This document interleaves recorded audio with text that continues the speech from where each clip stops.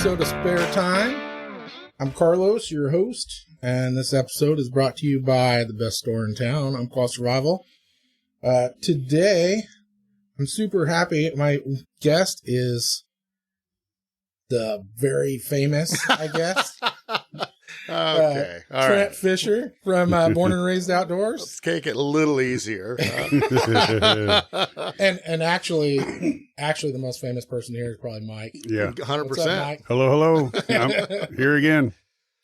So what's happening, Trent? For those folks that might not know who you are, Yeah. tell us a little bit about yourself. Yeah. So first off, thank you so much, man. Coming here.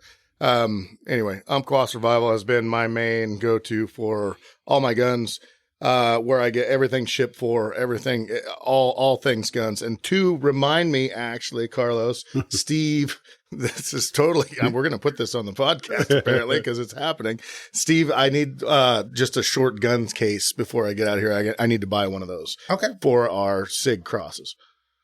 So anyway, no, Trent Fisher, I have a company called Born and Raised Outdoors, and it started a long time ago in 2007. And it was just a few guys that just wanted to make a video because we haven't really seen Roosevelt elk hunting. Sure. And so that was our goal. And so it was just like, we'd seen a lot of Rocky Mountain stuff. And then back in those days, it was Primos a lot, you get a lot of those and a lot of, Rocky Mountain stuff, Easton's elk hunting. They were, just starting out at the same time. And we just wanted to show Roosevelt elk hunting. Well, and video it. That was our goal. And we filmed for a whole season.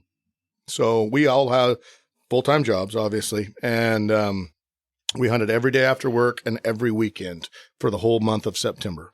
And to try to produce this film and found out it was a lot harder than you think it would be right off the bat. So hunted all season and we were blessed, honestly, really, really blessed for the last 4 days of season. We killed 4 bulls. We killed a bull every single day of the last 4 days of season.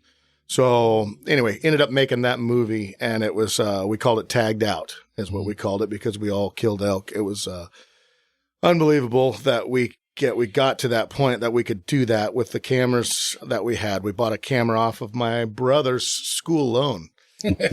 So Trevor, he was going to dental school at the time and turns out the great government, allowed a little more money in places. And it was a camera that he bought, and just FYI, we've never paid him back for that, and he's still pissed about it. But anyway, and so bought a camera, and we just started filming and just trying to be as creative as we could. And then after the filming started, business partner of mine, Cody, he was starting to get heavy into the editing side of things, and which was awesome. He did such a great job and started editing things. And that was a whole nother thing to try to learn as we went. I bet. We didn't know anything about it. And back then it wasn't like digital like it is now. It was actual film footage. And so you had, stuff that you could digitally, you could copy it, but the whole process of it took so long for it to download this footage. And then you had to wait for it to download. Then you had to make a scene and then cut this and cut that and add music to this. And then you had to render it. And then rendering would sometimes go through. Sometimes it would crash the computer. So you guys were using like an actual camcorder type thing. Oh yeah. That's awesome. Canon GL2. Yeah. It was back in the day, man. And that's what I tell people now. I like your cell phone that you have in your pocket right now is like 20 times the camera better that we had. I mean, like so much better. And reminds me of that movie Wild America. Yeah. Marty Stauffer. Mm-hmm. Oh, dude, I followed the heck out of it. I mean, all those old guys. That's where we got our inspiration from. Is just stuff like, okay, what can we capture? And then pretty soon we started pushing each other. Like, all right, I'm going to get the best footage, and it's not necessarily the elk hunt and the scene of the elk coming in and we shooting it and all that. It's the stuff in between that actually makes a video. The entire And experience. It is. And it's putting the viewer there. So it was the mosquitoes flying through the air. It was the dragonfly. It was the salamander crawling on the road, all the flat tires and broken chains. all those things. And they happened every day. So those were easy. Yeah. You had to be really creative with the other stuff. Yeah. But yeah, man. And anyway, I'd fast forward. I'm taking too long here. No, yeah, all the time you want. And just to fast forward, we made 4 different DVDs. And back then, here, you guys want to hear something? You're going to go, yeah, you're an idiot. We were told actually on our first DVD that we made, there was a guy that he helped us do some of the green screen stuff for the intros on that DVD. And anyway, and he's like, have you guys ever thought about YouTube? And this is back then when That had to be right when YouTube was coming out. it was right when YouTube was Sure. coming out, and it was just stupid cat videos. Yeah. You know what I mean? It I was, wouldn't want to do that. What yeah. are you talking And we looked about? at him and we're like, dude, you're an idiot. DVDs are where it's at, brother. Yeah. And if we would have just posted them, Carlos. I mean, I'm not talking even done anything about it. Just thrown them up there on our own site. Let It would be, maybe things would be a little different now. I don't know, but you never know. I mean, things are supposed to happen as they do. So DVDs, and all our goal was for those years afterwards was to just shuck DVDs at sports shows. So we'd go to all the sports shows and we'd sell our DVDs. And so we got known on the West Coast, but we didn't get known anywhere else. Right. The market. Exactly. And so our whole goal at that point was to sell DVDs at sports shows, make enough to afford our tags and gas, maybe some gas money and stuff like that for next year. So it was just a little side hustle at the time. It was. And it wasn't until about 7 years ago that, and I come from a timber faller background. I've cut timber all my life up until I made this transition. And, anyway, and it was like, man, maybe we can make this happen. Maybe we can make it happen. And so we had sponsors at the time. We didn't really know how to approach sponsors at the time. And so it was a different deal as far as like, I do remember one of these meetings, specifically, it was with First Light. And First Light, they had this camel called ASAT, and we had a really big part at kind of putting them on the map, and we didn't really know it at the time. And that was just the gear that you guys happened to be wearing in the videos. well, no, they gave it to us free, and we're like, here, use our stuff. we're like, are you serious? We get a free pair of pants and a jacket, dude, guys, and we're looking at each other like, we made it. Yeah. We just made it. Oh, You know what I shit, mean? Yeah. This is it. We're big time now. And anyway, and so we finally went to where we're going to go full time and we're going to go, kind of make this transition. And we go to First Light and we're nervous, we're scared as hell. And it's just like, well, we're going to try to do this but we're going to need, and I think at the time, I think it was like $10,000 or something for a year. I can't remember the exact amount. And First Light looked us right in the face and they're like, we've been wondering, we've been saving this money for you guys, but you guys have never asked for it. That's awesome. So it was just a huge blessing. It was like, are you Yeah. kidding me? Oh my goodness. That's amazing. And that kind of spurred us on to go into these other companies, great companies that we still work with today, and asking them, saying, hey, we're going to plan on doing this moving forward. And anyway, that's kind of how it all started. And then it got to where we could go full time and then get some employees on board. And it's just an amazing, just a super, super blessed journey. But it's been every step of the way a learning experience.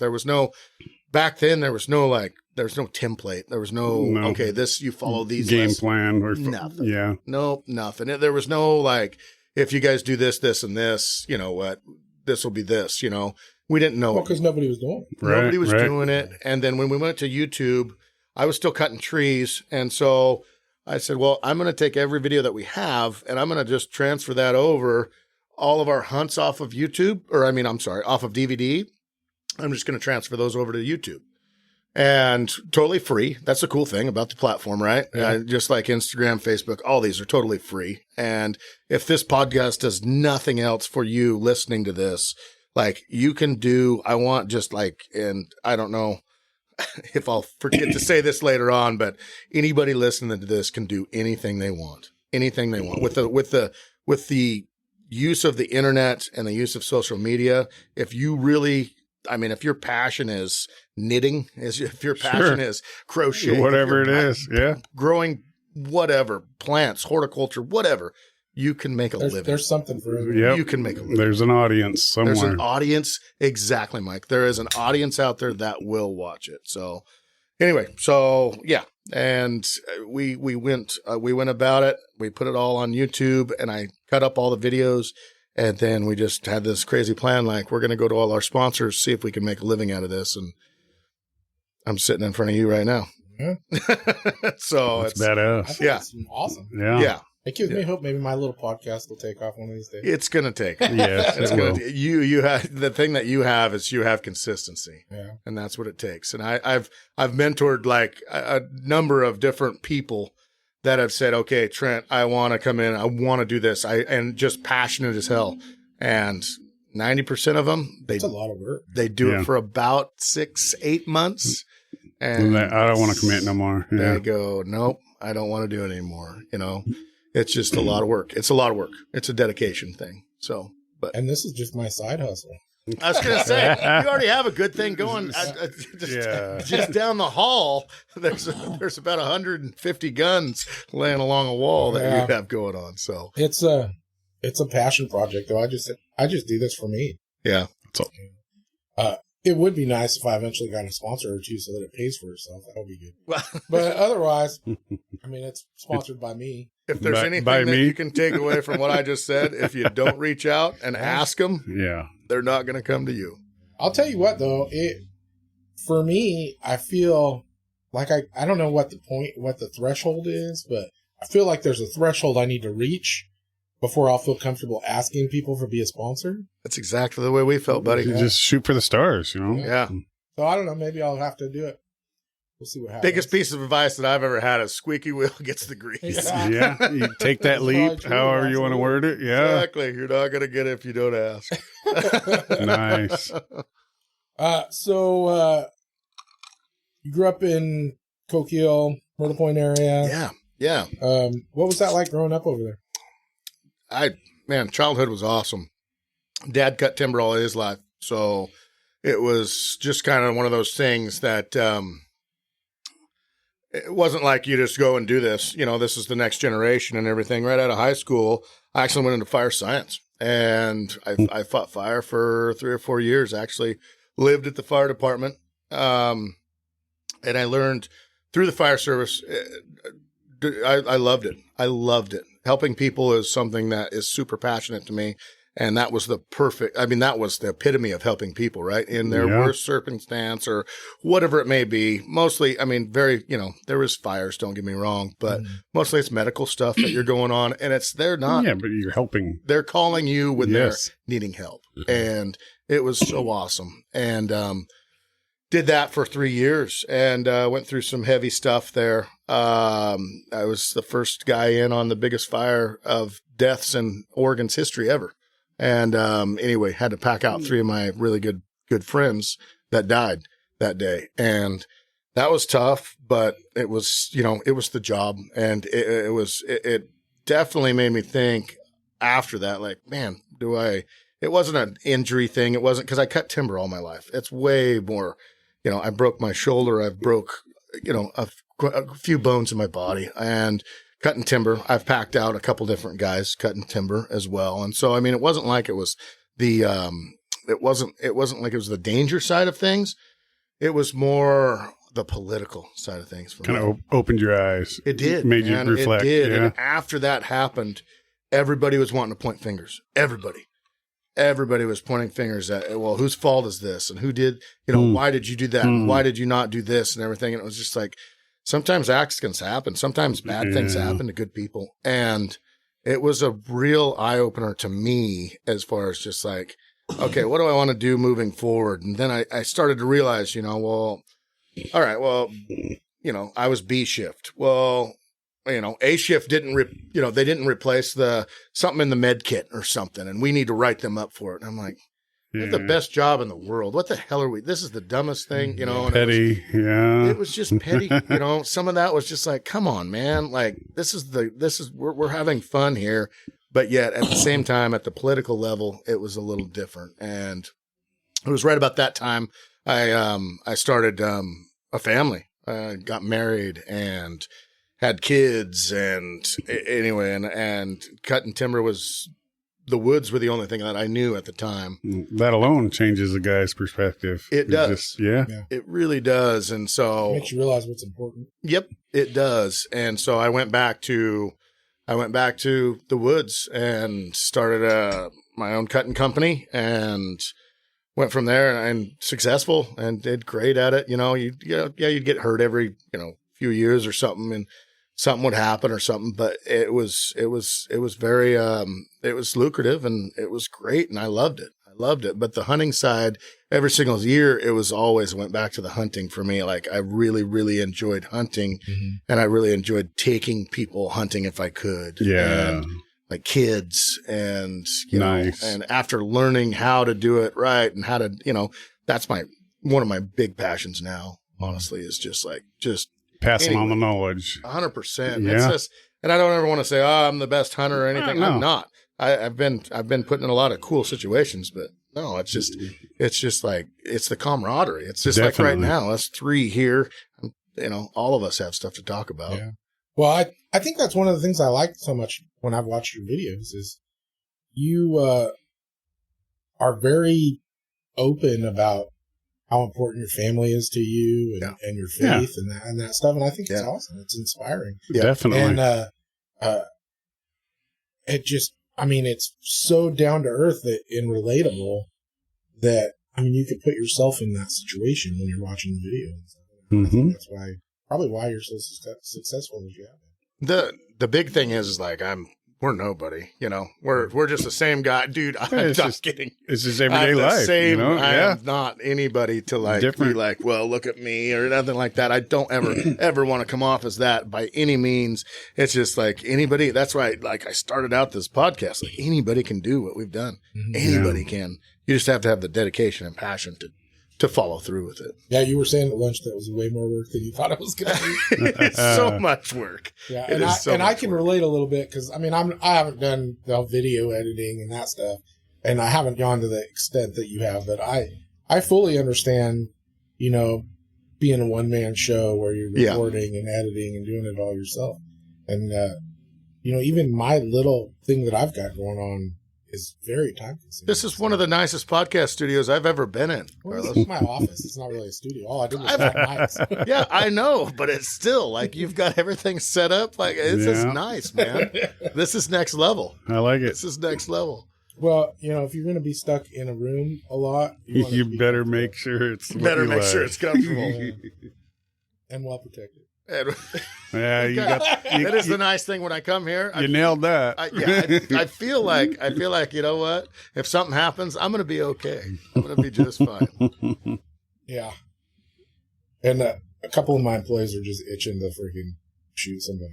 I wish it. I guarantee. I wish someone would. I guarantee it's like a postal employee. Yeah. No, they're worse than postal employees. Oh, are they? Are they? Yeah, they do research. Market research. Yeah, good call. Yeah, they're traumatized veterans. So. Oh boy. Yeah. No. At least it'll be the right person. How about that? Yeah. Oh my goodness. Have you guys ever had any issues? Never. We've had a couple of people that have gotten loud or whatever, but we've never had any real problems. That's awesome. That's actually a good thing. We have quite a few homeless folks that come in and that stuff. Sure. And we always try and treat them with respect. And absolutely. What's crazy is there's so many, and I think it's because a lot of the homeless in our area are veterans, so they've got income, they just don't have housing. Mm-hmm. And they come in and they're parking their bike or their freaking shopping cart out front. Sure. And spending $300 in here. Really? And then moving on. So, they've got money to spend. They're just, down on their. They spend it on the right things. Yeah. Sounds like. I mean, we've sold a lot of them, solar chargers and that kind of stuff. I mean, they're setting their little homeless camp up, whatever. Yeah, yeah. But no, we really haven't had to deal with too much. You haven't. I recently in December I had to deal with somebody Outside the store. outside of the store. Somebody cut my fence and broke into our container out back, Gotcha. and They the guy that I bought the business They picked the from, wrong container. Yeah. We'll the put guy it I had that the way. business. The guy I bought the business from had a bunch of stuff from his house that he was waiting to have a garage sale. Oh, so it wasn't. It was like the guy stole a bunch of totes of garage sale stuff. It wasn't an armory. It wasn't like the mother load. No, it was nothing. Dang it. But it freaked me out, stressed me out. Sure. Had to get the fence fixed. Had to buy new locks and lock up all the containers. Oh yeah. And then I had to beat myself up because I saw the guy hanging out on the fence on my security cameras, and I was thinking it was just some homeless dude hanging out and didn't do nothing about it. And to find out he wasn't just hanging out, he was sitting there sneakily cutting the fence. So He's got some pretty cool videos, though. I mean, That it's is cool. Little, the guy smoking in front of the camera. Yeah. Doggone it. I caught a guy. There was a He guy was using the light from right the at the camera. front entrance under the spotlight. Oh, dude. really? He's smoking crack right there on the. See, that's Burned him. I watched him burn himself and drop his pipe and everything. They're Just not amazing. supposed to be the smartest. Pretty cool. Oh, that's awesome. You seen a couple cool wrecks on the road too with your surveillance. Oh, really? Yeah, Yeah, that was kind of we've interesting. seen lots of weird shit. I bet. No, you're right on the road here, so it's like, oh man, anything could happen. How about that? There for a while, actually, the county came and asked if they could put one of their cameras up on Oh, really? our signpost, and then they never did that because I guess they put it down the road farther. Gotcha.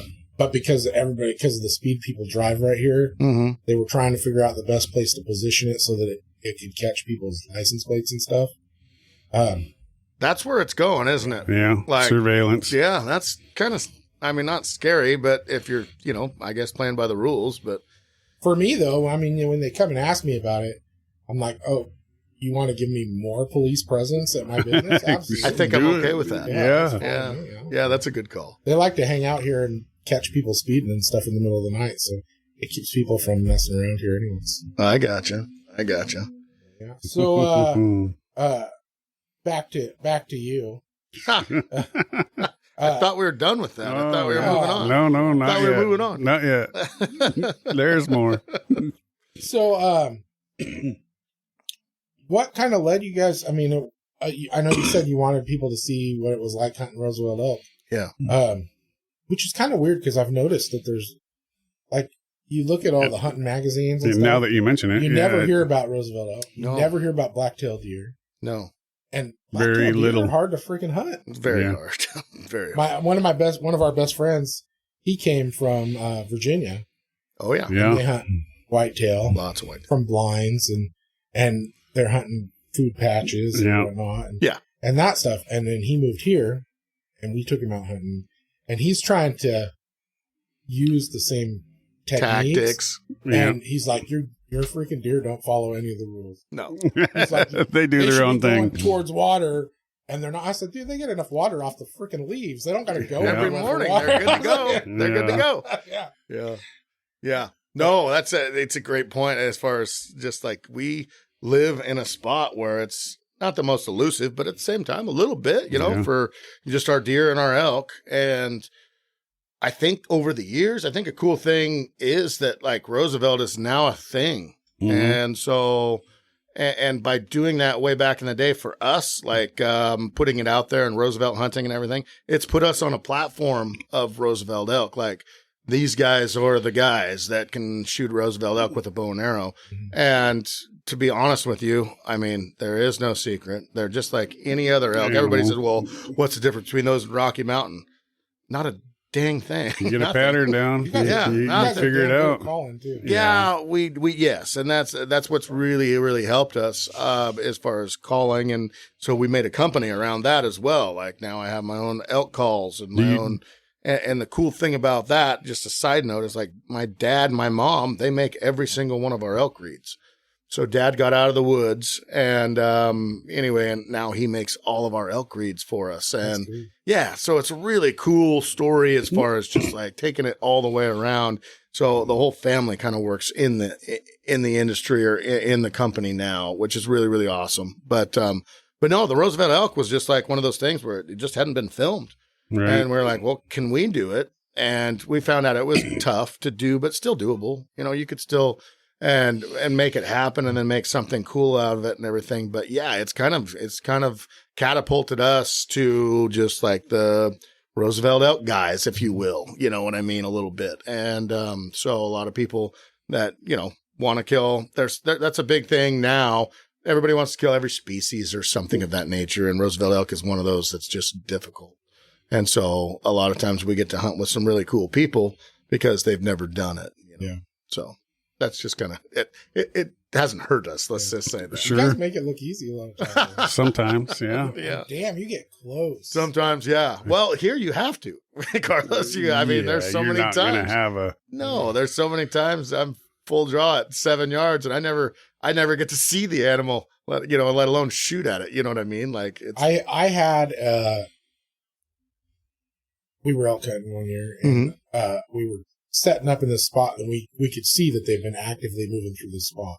So we were hanging out trying to catch them moving, and I took a little cat nap, as you do, you know. as you do. When I woke up, there was a cow and a calf like about to fucking step on me, dude. And I about shit myself. Dude. Oh yeah. So I can't imagine a big bull freaking right in your face. Yeah. Especially if You they just break into a bugle right then. Shaking like a leaf. Even to this day, if anybody who says, "Oh, I'm just stone cold and everything," you're not a human or you're a liar. Right. Yeah, a big bull, even a small bull, pissing on itself and ripping a viney maple out of the ground with his horns and stuff at 15, 20 yards and everything.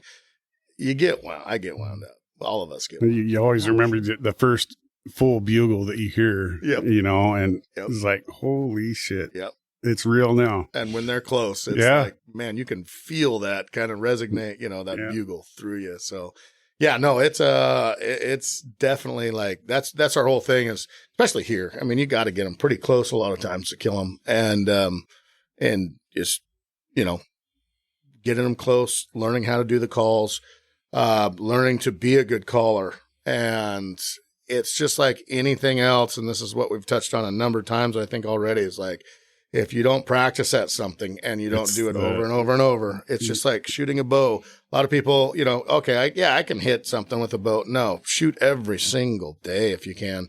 It's just same as shooting guns. You see it all the time, I'm sure, Carla. Like these guys are, I can hit a dime at 400 yards. All this stuff. I bet you've heard more stories than I could ever make up. some good ones. All day long, right? All day long. And it's like, okay. Yeah. And, but yeah, no, it's the whole practice of just the calling, the shooting, all of that stuff, set up scenarios, all that stuff to be successful at it. And but again, anybody can do it. Just makes sense. Yeah. Just do it. Well, apparently your calls work on moose too. Moose. Well, that was a weird thing. Yeah, that was a weird thing. So yeah, this last. Although I don't know, they weren't like running toward you or anything. Not a chance. No. They walk slowly though. Yeah. They're like, "What the hell is that?" I'm going to check it out. The calls were working, or the moose just really didn't give a shit. Yeah. It was a little bit of both, and I'll take it. Either way, I'll take it. No, the moose thing was, and that was a big, actually. So this last year had a chance to go moose hunting, and anyway, in Alaska. The thing about the moose hunting, though, it's in the middle of September. It was like the 5th through like the 16th or something like that. So it's right in the middle of everything else. It's right in the middle of elk, and that's where we kind of cut our teeth, and that's where we actually, that's what we're known for. And so it was a big kind of like, do we do this? Because our biggest thing is our promotion. But it was a bucket list thing for you guys. It was serious bucket list. And so we're doing it. And so we did. And I'm pretty sure any hunter that's on their bucket list. Yeah. It was awesome. And Sig Sauer had a big hand in that. And that's a gun company. You work directly with, I'm assuming. And I know. And it's just like they had a big hand in that. Like really, you know, they funded a lot of that. And That's so awesome. without that, no chance. With no chance I would have ever been able to do it. You guys were in the middle of freaking nowhere. Nowhere. Yeah. Nowhere. Like How's that feel when they drop you off and you realize that they leave like, well, you. let's go And turn them back now, guys. So you're not wrong. I guess we're here. I did a hunt last 2 years ago in Kodiak Island. And anyway, and it was one of these things where we got dropped. It was the most adventure hunt, one of the most adventure hunts I've ever done, because they dropped us off. We had a raft and we had a motor and everything in the plane. And we put this in this little slough and we go down this windy creek and get to our camp. And they can't come pick us up. There's no place. The plane can land on the pond, but he can't take off with weight. So he lands and we have to shell everything out, and then he can take off there without any weight in the plane. And so we're stuck. And so we do all the hunt and everything. It was awesome. Everything turned out great. Long story short, we had some other hunters in camp, and we said, okay, we're going to float down. It was 17 miles down this creek to where the plane has a straight stretch enough on the creek that he can land and pick us up. So even if something happens, you got a 17-mile trip to make to freaking get to help. Correct. That's crazy. Anything happens. And other than that, it would be the Kodiak Coast Guard you're calling. Helicopters only. Yep, helicopters only. And so, all right, so everything went as planned. And we said, and I checked the weather. You know, we all have inReaches or some sort of I have a thing called a somewhere. Anyway, it's the same thing. Anyway, same kind of deal. Check the weather. Beautiful weather for tomorrow. Actually, no, cloud cover is going to be high. All right, they're going to come and pick us up. So I gave all my food. Oh, shit. The dumbest move I've ever made in my life. All my food, all my seasoning, all my everything. All we did is we took the deer that we killed in the raft and just our gear, sleeping equipment, everything, and boated down 17 miles and got on this straight stretch to where we could get picked up. I didn't check the weather in Kodiak where they're flying out of. It was fogged in for 5 days. Oh, shit. We lived off of boiled deer meat, which we weren't going to die, right? No. We weren't going to die, but it just wasn't the most pleasant stuff. And then you had no communication I guess we could go back up. We can't, because there was too many riffles down to where I can't go back up to that camp. 17 miles, it was like, there's no way. Yeah. Because it was just so windy. The thing was just so windy. And so anyway, and then they flew, there was 4 of us. I had 3 of us hunting and then a camera guy, great friend of mine, Chase. Anyway, and I sent 2 of them out with Chase, get out of here, because he was starting to get sick for some reason. And so I said, get out of here. And so me and Jeff, we stayed behind, and they couldn't come back. And it was just like, well, we're here. And so let's make this happen. Let's boil up some more deer meat. You know what I mean? So, just the things you learn through the whole thing. Like, I don't care if you know 100% they're going to get you. Keep something. Keep food. Yeah. Keep food. So a lot of lessons that I've learned in life, in a while. That's freaking nuts. Yeah. So, I bet that was surreal being up there, though. Oh, so Alaska's just a different place. It's just like you said, when the plane takes off, it's quiet and you're right there. Yeah. No, I've been to Alaska a couple times. I love it. Mike's from Alaska. That's where I was born. Where at? Fairbanks, Fort Wainwright, Fairbanks. So beautiful. Yeah. No, Alaska. I just like, because every time it's an adventure going there, it's just. But everything's extreme up there. I mean, it is. Yeah. It is. It's so awesome. It's so awesome. I just every time I get a chance to go back, I always try to make it happen if I can. Yeah, I love it. It's funny because that's like the only real vacations I've taken.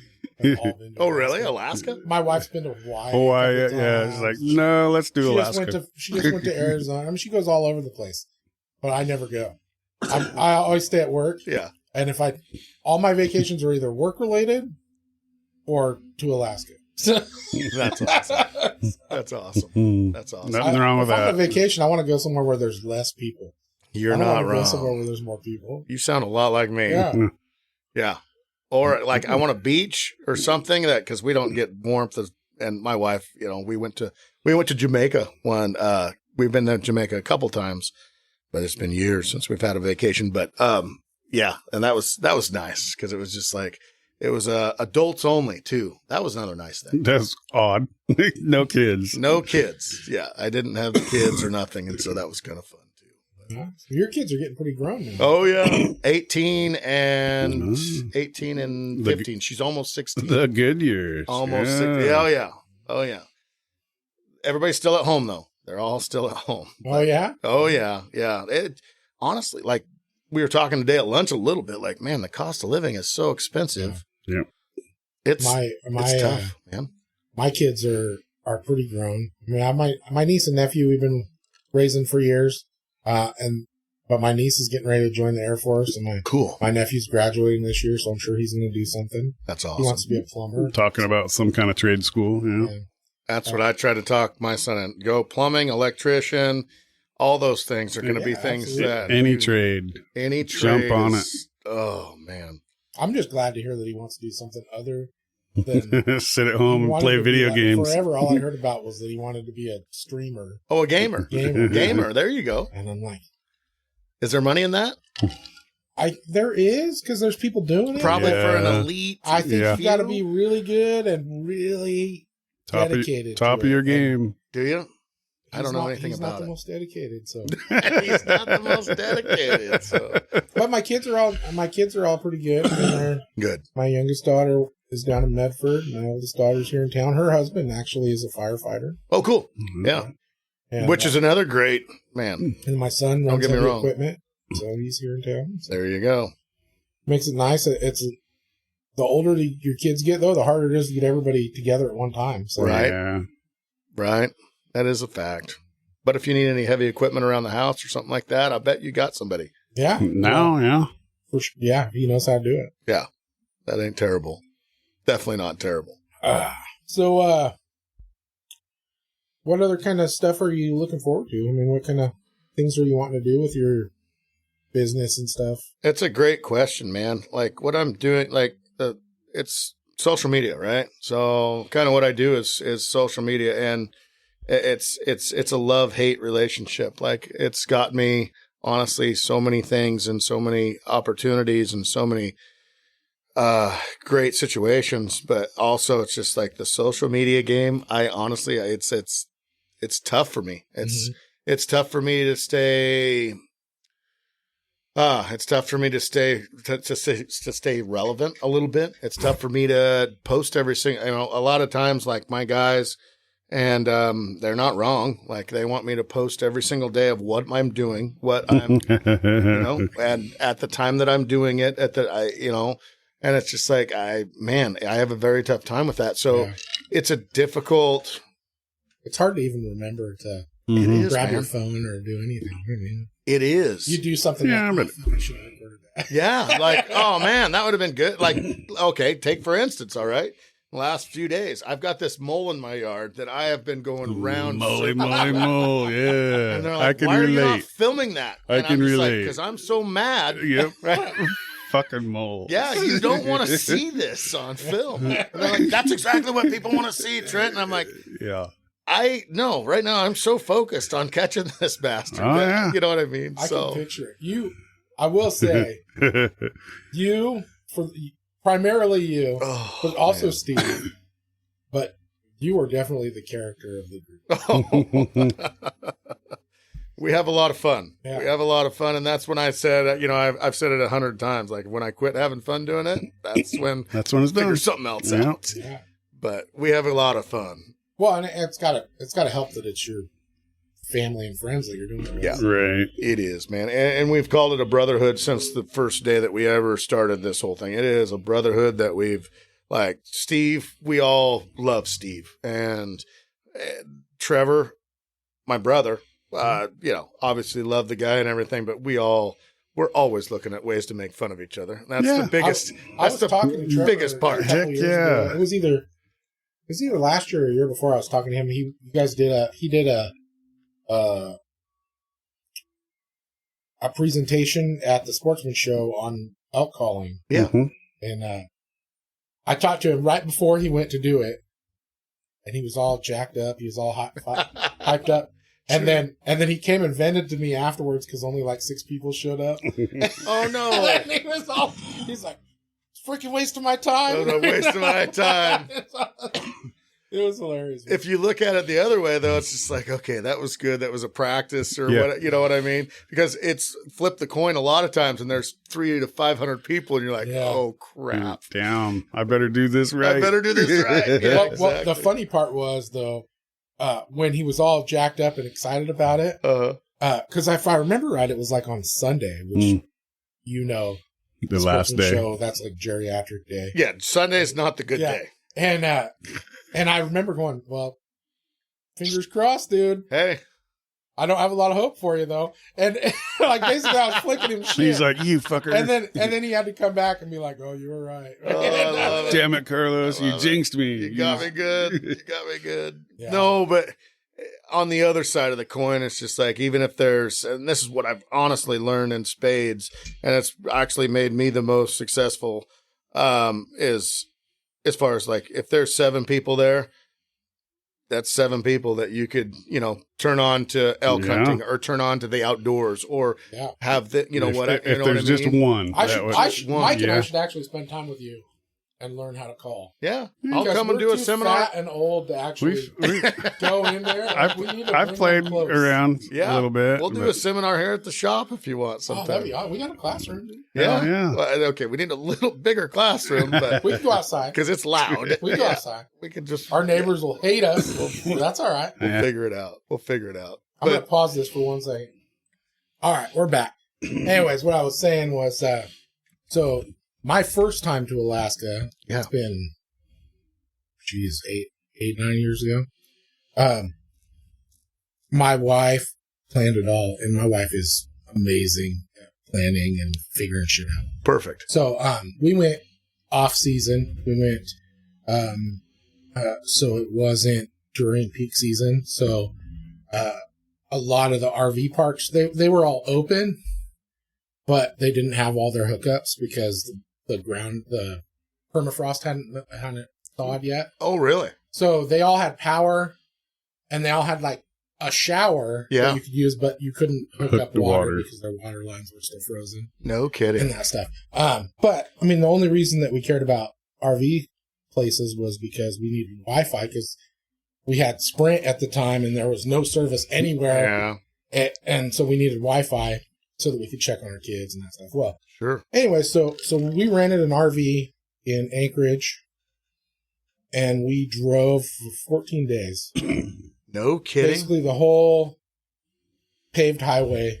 We went all the way up one side of Alaska to Fairbanks. Sure. And then dropped down the other side, went through Denali. And oh, man. Is that awesome? Is Denali awesome? Yeah, it's freaking crazy. Is it? It's crazy. And then we dropped down and did the Kenai Peninsula. Nice. We went out to Whittier and went through that longest tunnel, and we did all. Everybody we met in Alaska told us that we've seen more of Alaska than they have, and they're from Alaska because we freaking drove everywhere. Is that true, Mike? I don't remember. I don't remember. Yeah, he left with me as a kid. Oh, you did? Okay. Yeah. So it was cool, but the moose. Yeah. We were there when the moose didn't have antlers, though. Oh, really? Okay.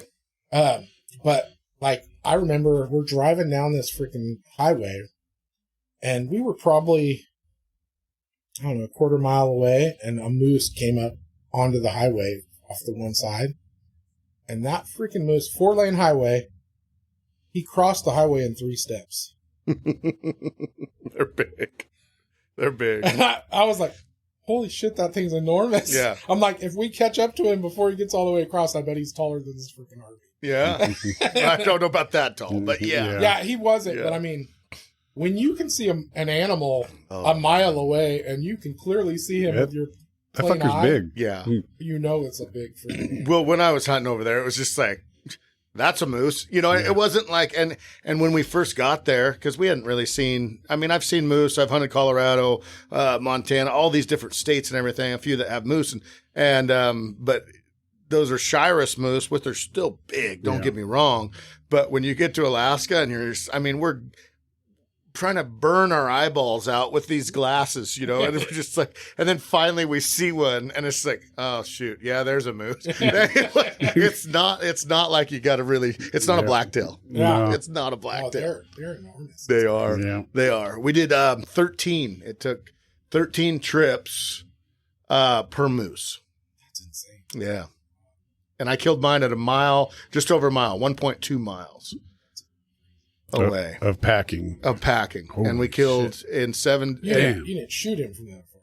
No. Just No. I shot him from, Yeah. I shot him from 100, I don't know, 220 or something like that. It was 200 yards. But no, packing. That's fucking nuts. And so you were using that new sawtooth rifle. Right? I was. Yep. Yeah, the 7 PRC. 7 PRC. Yeah, awesome caliber.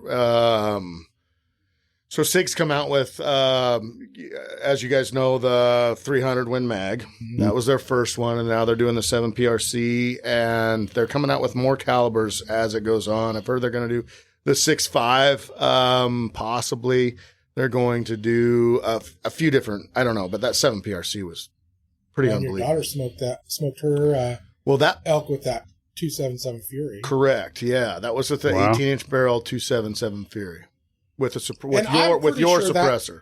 She shot that thing 3 times, but that elk was dead. He was dead. Yeah. I saw he was stumbling around. You're like, no, shoot it again. That's what you do. Oh, that's just, honey, shoot. You know what I mean? I'm just like, oh, yeah. But she did so good. And it's amazing to watch the video of the GoPro on her after just, having so many classes with her and taking her through just technique and just keep your head down.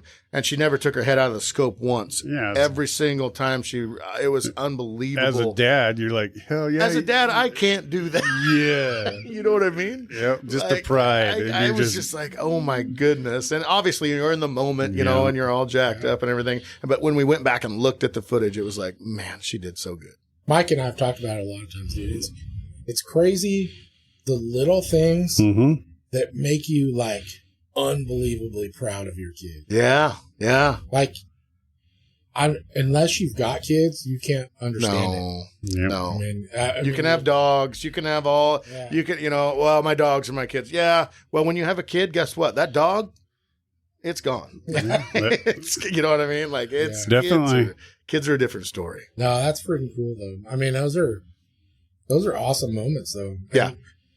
You guys do a good job of capturing that. I mean, capturing the feeling, not just it's real life. What's happening. It's like it's really happening. So what we did, honestly, like from when we first started, we did a day by day thing. It's called Land of the Free, and it was day by day, and it was a vlog kind of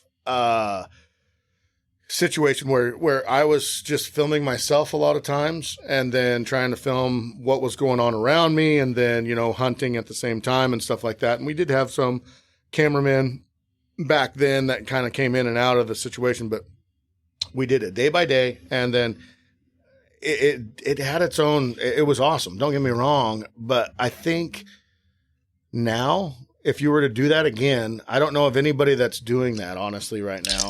And I just think there's so much media out there. There's so much social activity that it's just like people are scrolling and they're doing all. I just don't think it would actually. I don't think it would get globbed onto as much as it did. Well, there's not even as many people doing like video blogs and stuff. Right. They're not as much anymore just because there's too much media for all the consumers to watch that they're like, I'm not just going to watch this guy every single day. Where back then it was.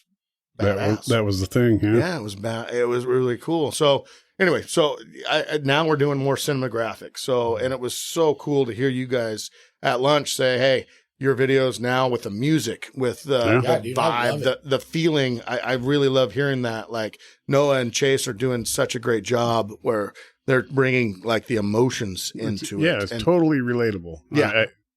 Well, and like I was telling you at lunch, if I get like wound up or whatever, sometimes I'll just find one of your videos and I'll put it on, turn the light off for a minute, watch the video, and just the music and the feel of the video, the vibe, it relaxes me. I mean, it makes me want to go hunting really bad. Or go Definitely. at least. But it just relaxes me. It's like calming. That's cool. And I think it's freaking badass. Yeah.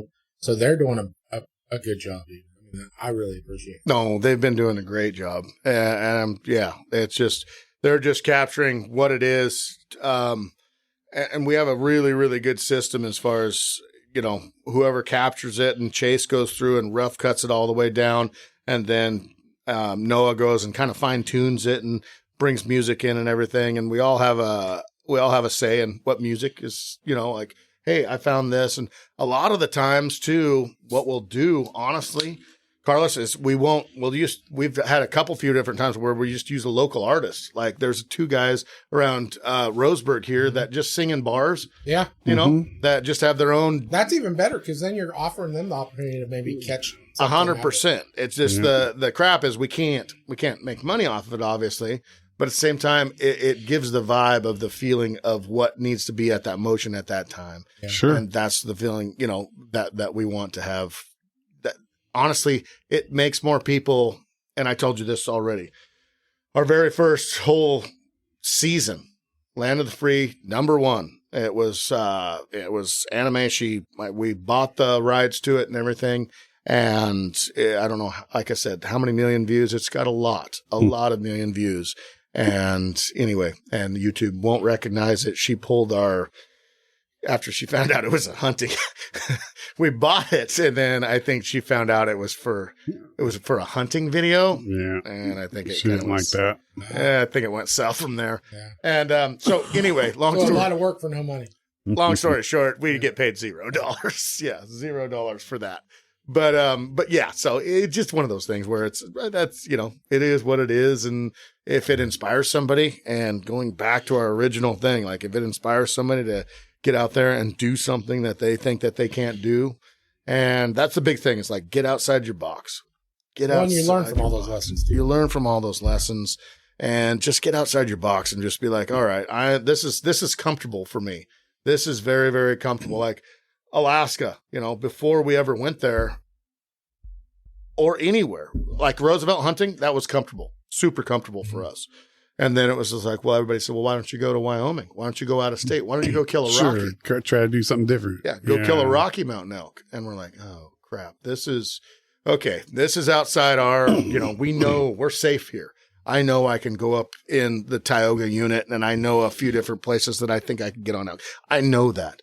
I go to Wyoming and I'm going, I don't know anything. And sure.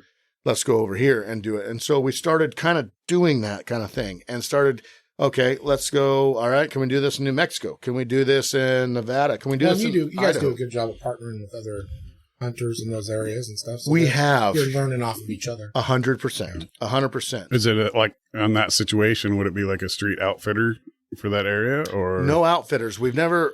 We have done some outfitter since then, just in the last couple of years. But like what Carlos was saying is like we would meet up with other companies. Let's say Exo, the packs. Let's say Exo Mountain Gear. Meet up with Steve, and we go, hunt Idaho. That's his home state. Yeah. And then, but the first time we went to Wyoming, it was just like throw you to the fire. Yeah. Yeah. And we picked a spot, and that's the whole thing that I just really want to get through on anything that I'm saying. Like, there's so much technology now, guys. OnX, you can go to a place and see every single rock, every single topography without even leaving your chair. Dude, OnX has come so far, and you've been with them. Been with them from the start. Since nobody even knew who they were. Nobody knew who they were. Right. And anyway, and now they're giant, obviously. But it just like just those things. Like if you listening to this podcast and you want to be like, man, I would love to go hunt elk. You have so many abilities at your fingertips with the phone or with whatever you're listening to this podcast on to go do all of that. You can do anything. You can do any of that. All of these things. It's just like, okay, I researched this. We went, okay, we found this out. Like the first time we went to Wyoming, we just kind of went and we're like, okay, well, we're going to try this unit and we're going to try here. This is a gate. Sure. We have some mountain bikes and we're going to back behind this gate And dude, those videos were the best, dude, cracking up. dude. And we killed. It looked like you guys were just miserable too. You guys were all like, "Okay, we got to smile. I'm recording now." Yeah, Yeah. that's what it was. Yeah, I was like, all right. And then we Like, just okay. started They're just. like, "Trent, quit cussing." Yeah. It could have been. It very well could have been. Yes. And then it was. I mean, we killed 5 bulls in 7 days. That's crazy. And packed them all out. All of a sudden, that's worth it. Yeah. And then we're like, okay, we can do this, guys. And it was us getting outside our box. Like, Right. it was us kind of going, okay, we don't need to be just the Tioga back. You know, this is our back door. This is you guys. We just talked about this on the ride back home from lunch. Yeah. Like, oh yeah, we were up, Weatherly Creek, or we were up, whatever creek. I don't want to throw out too many names, but you know what I mean? Like, we all know those places. We all know, okay, yeah, there's usually elk off this side. There's usually, and so we went in a totally different place that we were totally oblivious. We didn't have any clue. And we went there and we shot some elk, and it was like, okay, we can do this, guys.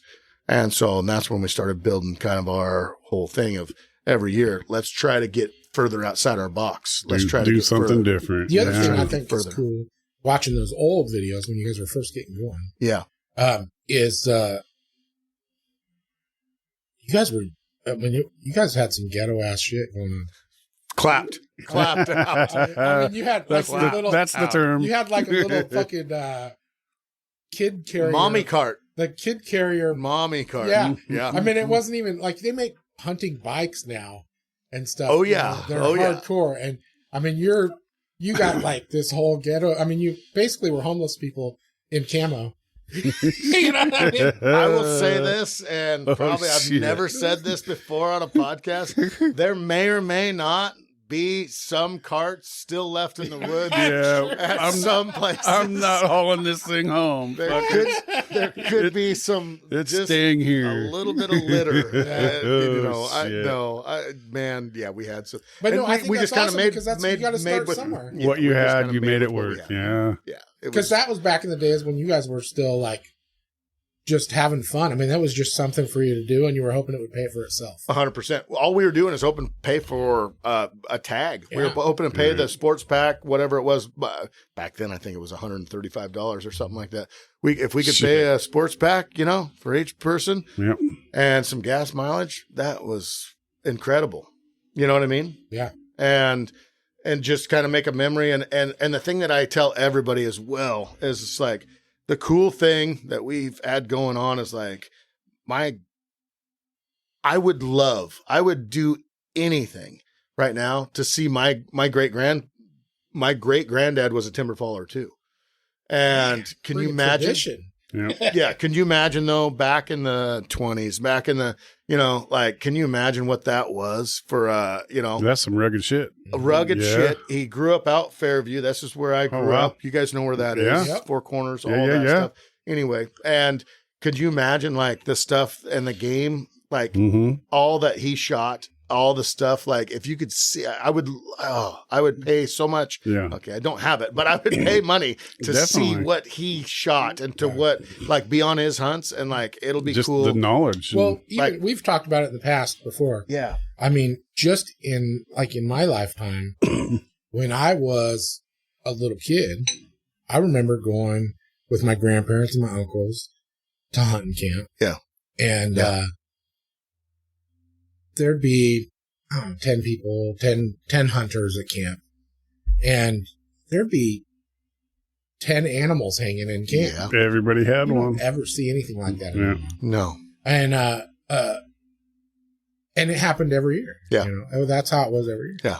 And but that doesn't happen. I mean, there's not that many animals anymore. They're not there like that. and No, and but I things think have changed so much. Whereas back then, guess what? It's who has a tag. That was surviving. Yeah, who has a tag, and we're going to fill it. Yep. And I'm not trying to promote, no, by any means, like, poaching or anything of that No. nature. But back No. then, it was the way to go because that family needed that meat Exactly. for that year, and it was like everybody helped each other, Mm-hmm. right? And it's kind of grown to now, and I hate to see it.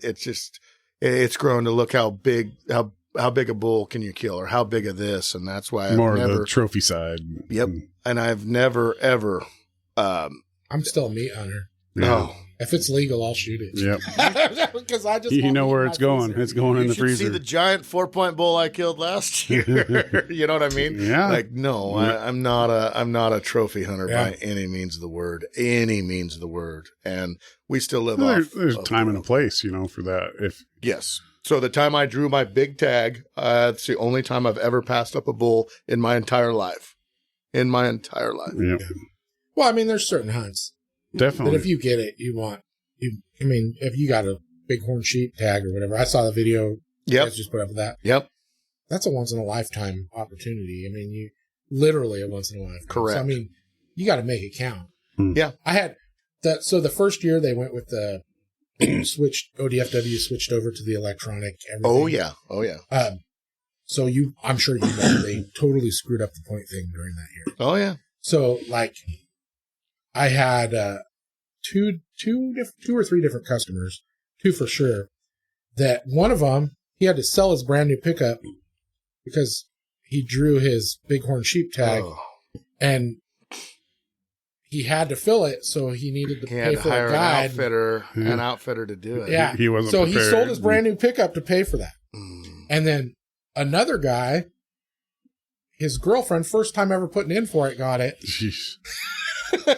And he's like, What do I do? yeah, we gotta go. Guess What we're doing? We're going hunting. So obviously they screwed that whole thing up Oh man. that first year, but it was funny talking to people scramble because it literally is a once in a lifetime opportunity. So No, it's one of those things where I drew that big tag in Oregon. I waited 18 years to draw it, and I drew it, and it was a whole different deal for me because I'd never trophy hunted. Okay, we're calling it trophy hunting, right? I'm trying to kill the biggest bull that I can, right? Yeah. And so yes, it's probably called trophy hunting, but at the same time, I want to recognize it as like, I'm just trying to kill the biggest one in the allotted time that I have. well, and most of the time, you guys are, at least on your videos, you guys find multiple animals. I mean, so Right. It's not like we you're- do. It's not like you're just passing it up because No. you're like, oh wait, no, I saw a Right. bigger one No. earlier. you No, know? it's we're taking advantage of a situation that we have. Yeah. And so, no, I was just like, it got to me too. It was just like, what am I doing? After a while, like, I just passed up that bull. And when you say passed up, you still have to execute and shoot them and do all that. But I'm like, I'm not even going after them because I'm looking for something bigger. Right. Well, that tag, it took me 14 days to kill the one that I killed. And the whole time I was looking at it as my dad was there. I had two of my guys, two of my editors there, and for the full time. And I had, all these resources there. And then I had Trevor come up on the weekends and he was running up, and then Steve was coming up. Then I had other guys coming up glassing for me to try to find, the biggest one that we could find in the unit and everything. And it was just, it was exhausting to me. It was exhausting because it wasn't just like, it just felt weird. It felt like I was using and Dad sat me down. My dad's the most humble, greatest person in the world. Sat me down and he's like, Trent, he goes, you only get this once in a lifetime. We're here for you. Mm-hmm. And it was that whole moment of, wow, Different perspective. it was a different perspective. Yeah. And It was a different perspective. And it was just like, we're here changed the for whole you. thoughts. And I'm like, but you guys are staying up on the mountain. It was snowing. It was raining. It was miserable. Everybody was just wet, soaked, cold, and it was just like, man. And it was just like, they were there for me, until I killed my bull. And anyway, and I ended up killing a really good bull that was awesome in the end. But at the same time, I just felt like it was a different hunt. It was a way different than just shooting the first one, Sure. hey, that's a legal bull. I am excited to have this opportunity and I would have been just as excited, just as excited. Yep. So, Yeah. I don't know. Trophy hunting is a different, it's a different deal, but I understand it, I guess. I understand it through different eyes, and I understand it. These people that wait so long for a tag, or these people that have so much money that they can put into this stuff. It's nothing to them. That's nothing to them. And but at the same time, that money is going back into the system.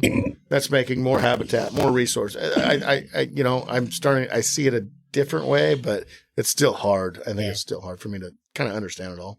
Well, and you can tell by watching your guys' stuff that we're not trophy. The hunt. No. You guys are in it for that. It's the experience. You guys love it.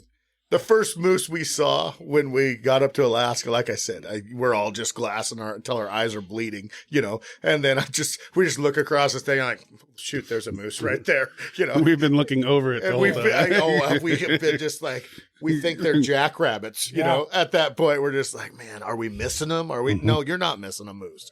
And anyway, and Steve sees it and Steve goes, that's mine. Dibs. we were there for 14 days. Nice. And Steve, day 2, that's mine. I'm done.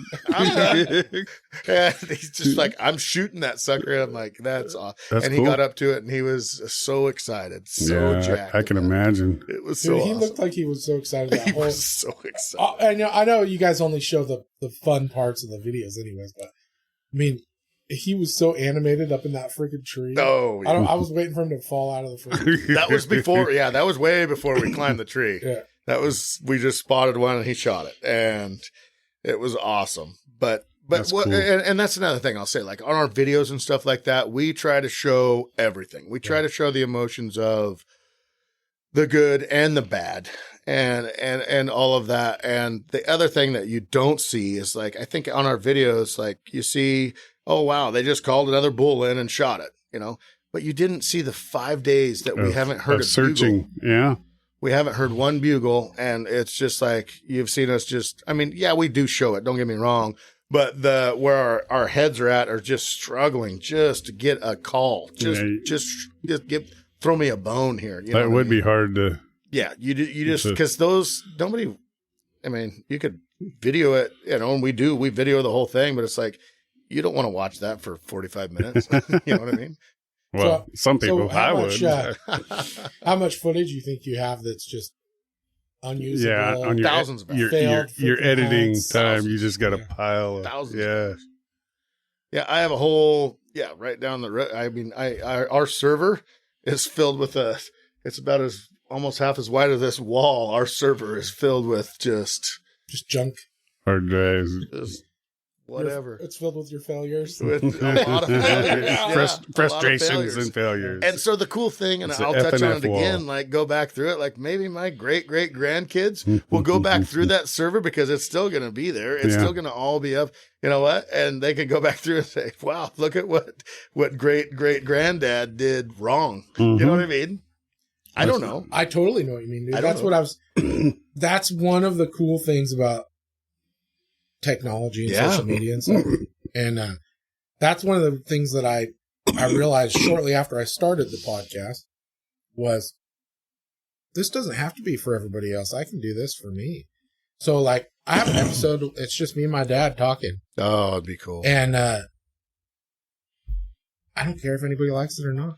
It's purely for me, because when my dad's gone, if I miss my dad, I can listen to that episode. Yeah. And I've got my kids on here. I've had, my closest friend is my co-host, Yeah. So it's just for me, and it's awesome. And for my kids in the future, if they are missing me, they can listen to me ramble on about stupid shit and drink too much and be stupid on the freaking. But how cool is that? You know what I mean? Like that's the ultimate. And that's what I was touching. Like, we'd love to hear our great grandfather's stories. Yeah, exactly. I'd love to. And I never even got to meet the guy. Yeah. Yeah. But your great grandkids won't get to meet you, maybe, or whatever. You know what I mean? Or great. Sure. But they'll get to still hear who you were. And it goes back to the whole thing of when we just started this. Like anybody can do something like this. And maybe if you change somebody's perspective or change someone's life or change someone's point of view, it's pretty awesome. Yeah. No, I love it. It's pretty awesome. I love it. And, I love you. I love the way your approach is this stuff. I mean, you are definitely a humble dude. Oh, no. Which I could tell that anyways. I'm a pretty good judge of character. All right. Sometimes he is. You gotta watch. You gotta Unfortunately- watch who you're hanging around. Unfortunately, Mike, easy there, bud. I'm also one of those people that I make my opinion off of someone based off about 30 seconds. And I never give anybody a second chance. So if I don't like you, So I appreciate being sitting here in this because I see the 2 guns right beside you right now. So there's 3. There's a shotgun. no, there's probably 5. Honestly, Honestly, a couple. no, I appreciate, man. I just appreciate, everything that you guys have done for us. I'll be honest with you. You want to let's get just brass tacks. So, it's closed down now, but I don't really care. Hole in the wall gun shop in Coos Bay. Mm-hmm. I had 10 pistols come in there. We had we did a thing through SIG, and anyway, and I had 10 pistols come in, and anyway, and I said, well, I just want them dropped at this gun shop and everything. If I can go pick them up and everything. He charged me $50. It cost me $500 to get those per gun. That's insane, dude. to get those 10 pistols. God damn. And when I came over to your gun shop and you're just like, Trent, no, That's not how it works. Yeah, it's 15 bucks or what. And I'm like, I couldn't get them out of Hawk. And I'm like, and I said, it's going to be $500. And he's like, yeah, it's $500. And I'm like, can you send them back? I don't know what to do. I'm like, $500. I didn't have it at the time. Mm-hmm. And anyway, and I had to pay it at the time, but like coming, here, to you guys and just so commending you guys and your whole front staff. All those guys have been so awesome. They are amazing. And that's why I've told them, hey, anything I get, shoot it. And they're like, wait, hold on a second. What'd you just say? Even if it's brand new, even if it's brand, I was like, yeah, shoot it. Somebody's got to break it in. Yeah, that's what they're for. I said, do I want to shoot the barrel in, or do I want you to shoot the barrel in? Perfect. And so anyway, it's just been such a blessing having. And Sean, one guy, he's an aspiring YouTuber. He does great, man. He does some awesome videos, and yes. stuff. And so any opportunity he gets to try new stuff, whether it's his or somebody else's, he loves it. So, they all appreciate it, and we appreciate you guys anyway. So no, I told you this before. Yeah. But we really need to. I mean, you can call your whole staff out. I'll pull my whole staff out. We'll go out on like a Sunday. Yeah. Because my guys don't work on that, and we'll just do a shoot day. You can show us some of your stuff. Teach us a little bit about longer range shooting and stuff. Yeah. Up in the woods. We'll show you guys some stuff about tactical guns. I was going to say, you guys could teach me a shitload. I bet we could come up with some pretty good content off of that day. Yeah. No, and my whole thing is like, if we could base it around helping someone in the community or something like that too, that'd be cool. I think it'd be cool. I think it'd be awesome. And trying to figure out what that looks like. And I'm all in. So you do your monthly raffle and stuff like that for different charities, and maybe you can get SIG to donate a gun that we can give away for the raffle one month, and I could do that. We will, whoever you want us to donate it to, that's who we'll donate. Just even the video content off of it, and then we'll do a shooting day, and we'll have some fun, dude. No, I'm all in on that. My biggest thing, and even with this podcast, you asked me a while back, and it's just like, my time. Finding time, It's just stinking time. And you know how it is. Based off of this last week, where I've run into you like every single day. Yeah. I don't feel like you have. I feel like you got a lot of time on your maybe put you on the spot. And here's another thing. I think you're just hiding from me. I don't. Or maybe it's just your 1 week that you actually had time. No, I don't publicize my building, and so where I do most of all, I'm there for a lot of time is really close to you. Yeah, it turns out, and that's all I'm going to say.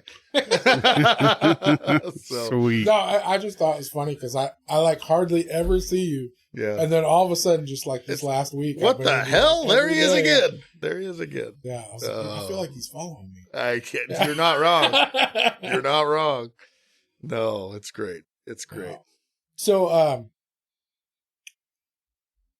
basically, your whole, as far as guns go, it revolves around hunting. And you do a lot more archery stuff than you do shooting. I started all archery. It was solely archery. Yeah. Solely archery. Yeah. I didn't do anything but archery, back in the day. And then it honestly got to a point, this is going to sound bad, but it's going to sound what it sounds. It got to a point where it was just like, we'd learned enough of the archery, and it was just like, it was the same thing all the time. We would go out and we would call, and if we got a response, we would drop down, and then I had a whole equation of this is what I do if I get the bull over here, whatever. And then, and I'm not saying it was easy by any means, because it would only happen a few different times a year. But, and then, and it was awesome. And then my brother, Trevor, who you need to have on your podcast, it would be fun. Anyway, he got into this shooting thing, and we'd never shot. I mean, I'd shot guns obviously all my life. But it was just plinking, it was the 22s and it was the 30-06, you know what I mean? That I had that. And, anyway, and so we got into that, and then we got involved with Sig Sauer, and Trevor started getting into long range stuff and just kind of, hop 4 steps forward into like, man, it was like learning archery all over again. Mm-hmm. It was like learning something. Fired up your passion a little bit. Man, it was so much fun. Definitely. So much fun. And it was just, and then we're doing, okay, well, how dialed can we get this gun? Let's reload some stuff. Oh man, then we got in a reload. Trevor dove deep into reloading, and we can take an inch group down to a third of an inch, or we can, usually not. Right. You can take an inch down to a 3/4 inch. You're always trying to maximize. Yeah. And what's going to take it to get down a little bit more? And that was just like so much fun. It was just like, okay. And then now we're, all right, we've pressed our limits. All right. We can consistently, I feel comfortable at 500. All right, how can we take that consistent level and feeling comfortable out to 700? Mm-hmm. And then it's just been awesome. And Sig's been great to work with because they've been developing at the same stages kind of we have. Yeah. Right? They only had pistols and all these ARs and all this stuff, and then they got the cross. And then they got the, and now we're into the sawtooth, and we're into long guns, and so we've been able to develop kind of with them at the same time. And you've helped them come up with some pretty cool improvements on yeah. So their cross, actually, that was really like, I don't know if you want to call it a claim to fame or whatever, but like they had the 18-inch cross, and then they flew us back to New Hampshire, which was awesome. Go to the SIG headquarters, see all their stuff, go to SIG Academy. They have a whole academy, I mean, it's a huge place. And anyway, and they do gun schools and all this teaching and pistol teaching and all this stuff. But so they sat us in a room. I'm not kidding you, Carlos. And it was a table, like I would say 15-foot table. And they had every single piece of a rifle laid out on that table. And they said, what do you guys want to build for your gun? And we're like kids in a candy store. Are you serious? Let's go. Like, what would you change if you could change anything? If you could change anything. And so they had an 18-inch barrel gun. Nice. And so we wanted to push that out to a 24-inch barrel just to get some more velocity out of it and just to maybe get some more accuracy out of it. And then we took that and we took it to, all right, the hand grip. You can pull this back. You can, we want to take the weight away from this. This could actually, and then the pistol grip was so small that we're like, okay, I want it like a PRC style pistol grip so it's really comfortable. And so we did all these different things. And we said, this is what we want for our gun. And they put it into the gun, and they made a born and raised. Yeah. It was pretty awesome. That's cool as hell. Yeah. Well, so I think it's freaking awesome. I went to SIG's website. Yeah. And you look at their, what do they call them? Their shooting sponsors or whatever, the people they sponsor. Oh, yeah. And you guys are right in there with other really big names. I mean, it's pretty cool. Isn't that crazy? Yeah. Yeah. I think it's pretty awesome. Yeah. No, it's that's got to be pretty surreal for you. You want to talk about surreal? Yeah. Daniel Horner, got to spend quite a bit of time around him. Best shooter in the world.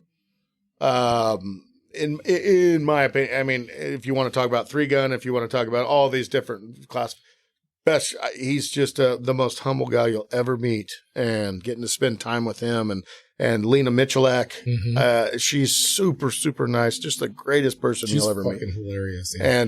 And she can crush. Yeah. She can flat shoot anything. I've talked to her several times at SHOT Show. So. She's nuts, isn't she? Yeah. Yeah.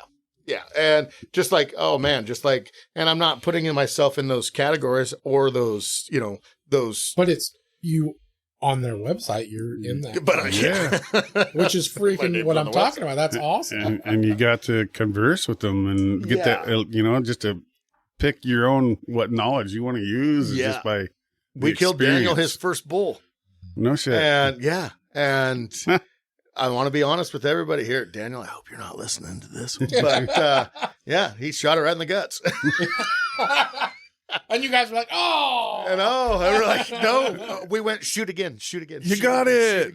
Yeah. Hit him again. It was such an awesome thing in Colorado. And sweet. And anything, that's badass. But like, it turns that competitive shooting. When you go to a hunting thing, it's a different deal, man. Your emotions are running, and it's a live animal, and it's this and that. It's not a target. Definitely. And anyway, and Daniel did awesome. He crushed it 3 times. But at the same time, it was just like, okay, that one's back. Shoot again. Shoot. And the guy can just follow up, shoot anything. I mean, and it was 375, something like that, yards. And anyway, but to be, to have our team there and everything, it was cool. It was cool. Awesome. It was cool. And to be honest, even experienced hunters make bad shot once in a while. Mike shot. I've never made a bad shot. In the butthole. Yeah, but it died. Damn right it died. Mike, we've never have we ever made a bad shot? I don't think we have. That fucker went in the truck and we went home with it. It died, didn't it? Yeah. Yeah. No, that's the whole thing. We all make mistakes. We all. Yeah, as the Bible says, we all fall short. Yeah. Absolutely, yeah. We try our butts off, but it's just, man, if we can just. I just look at it as a learning. Always learning. Yeah, 100%. If we can learn from the last mistake, I won't do that again. Yeah, but I do. I do it again. What are some of the cool? What are some cool stories, dude? I mean, what's a couple of the scariest situations you've been in? Yeah. I get this asked a lot. So you want me to just go through the most asked questions that I get? No, I want you to tell me stuff nobody's heard. Nobody's heard. Yeah. Nobody's heard. Yeah. You got any Bigfoot stories? No. No, I haven't. One thing I want to know, and I kind of touched on it at lunch. Yeah, go ahead. I've listened. I do my research, but I was already listening. I was already watching your stuff before I did research. But I did do my research. Sure. And I told you at lunch. Fun fact. Yeah. There's a Coquille in Texas. Texas. Yeah, that's kind of And weird. there's a much younger gentleman than yourself named Trent Fisher. Is he good looking? Same name. Is he good looking? Yeah, he is, and he went like pro football. Dang it.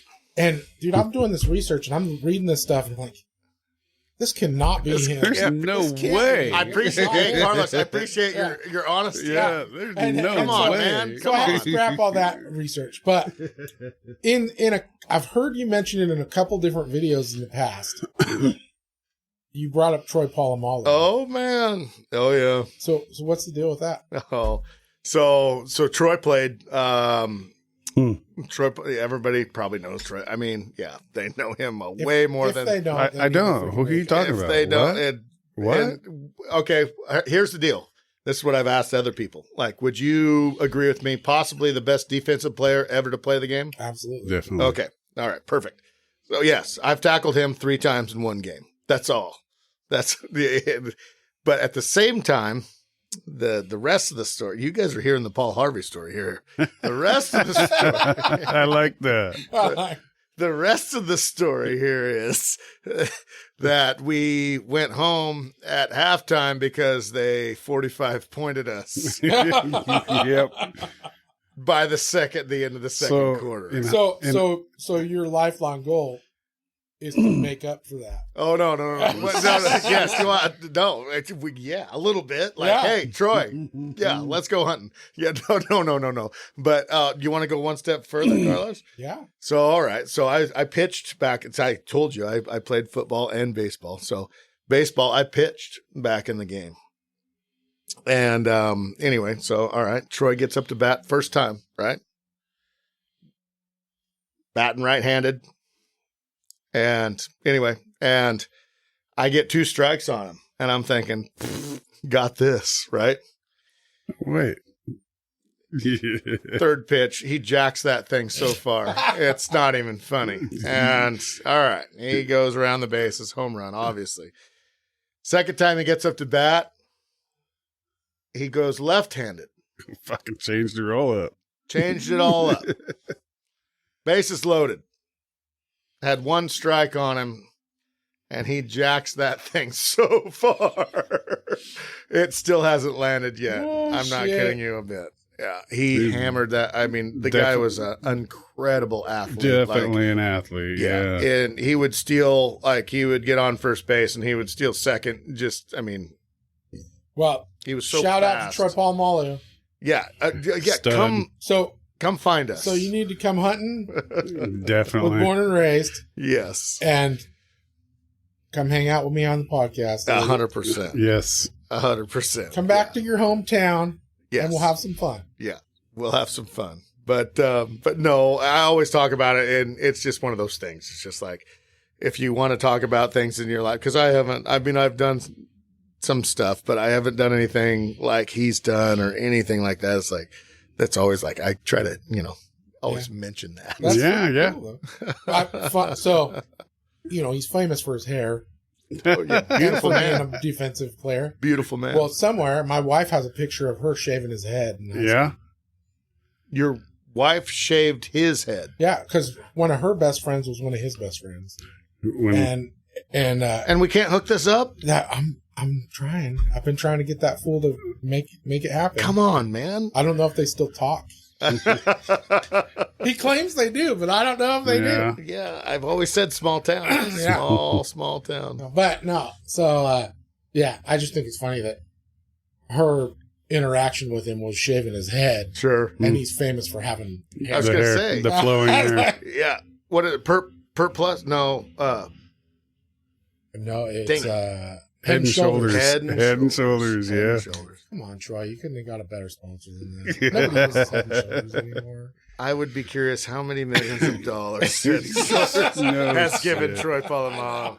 I bet it's... I would have taken it too, man. Little Troy. I bet it's a few. I wish somebody would offer me the opportunity. I bet it's a few. It's always a few. Little Troy. Little Troy. Yeah.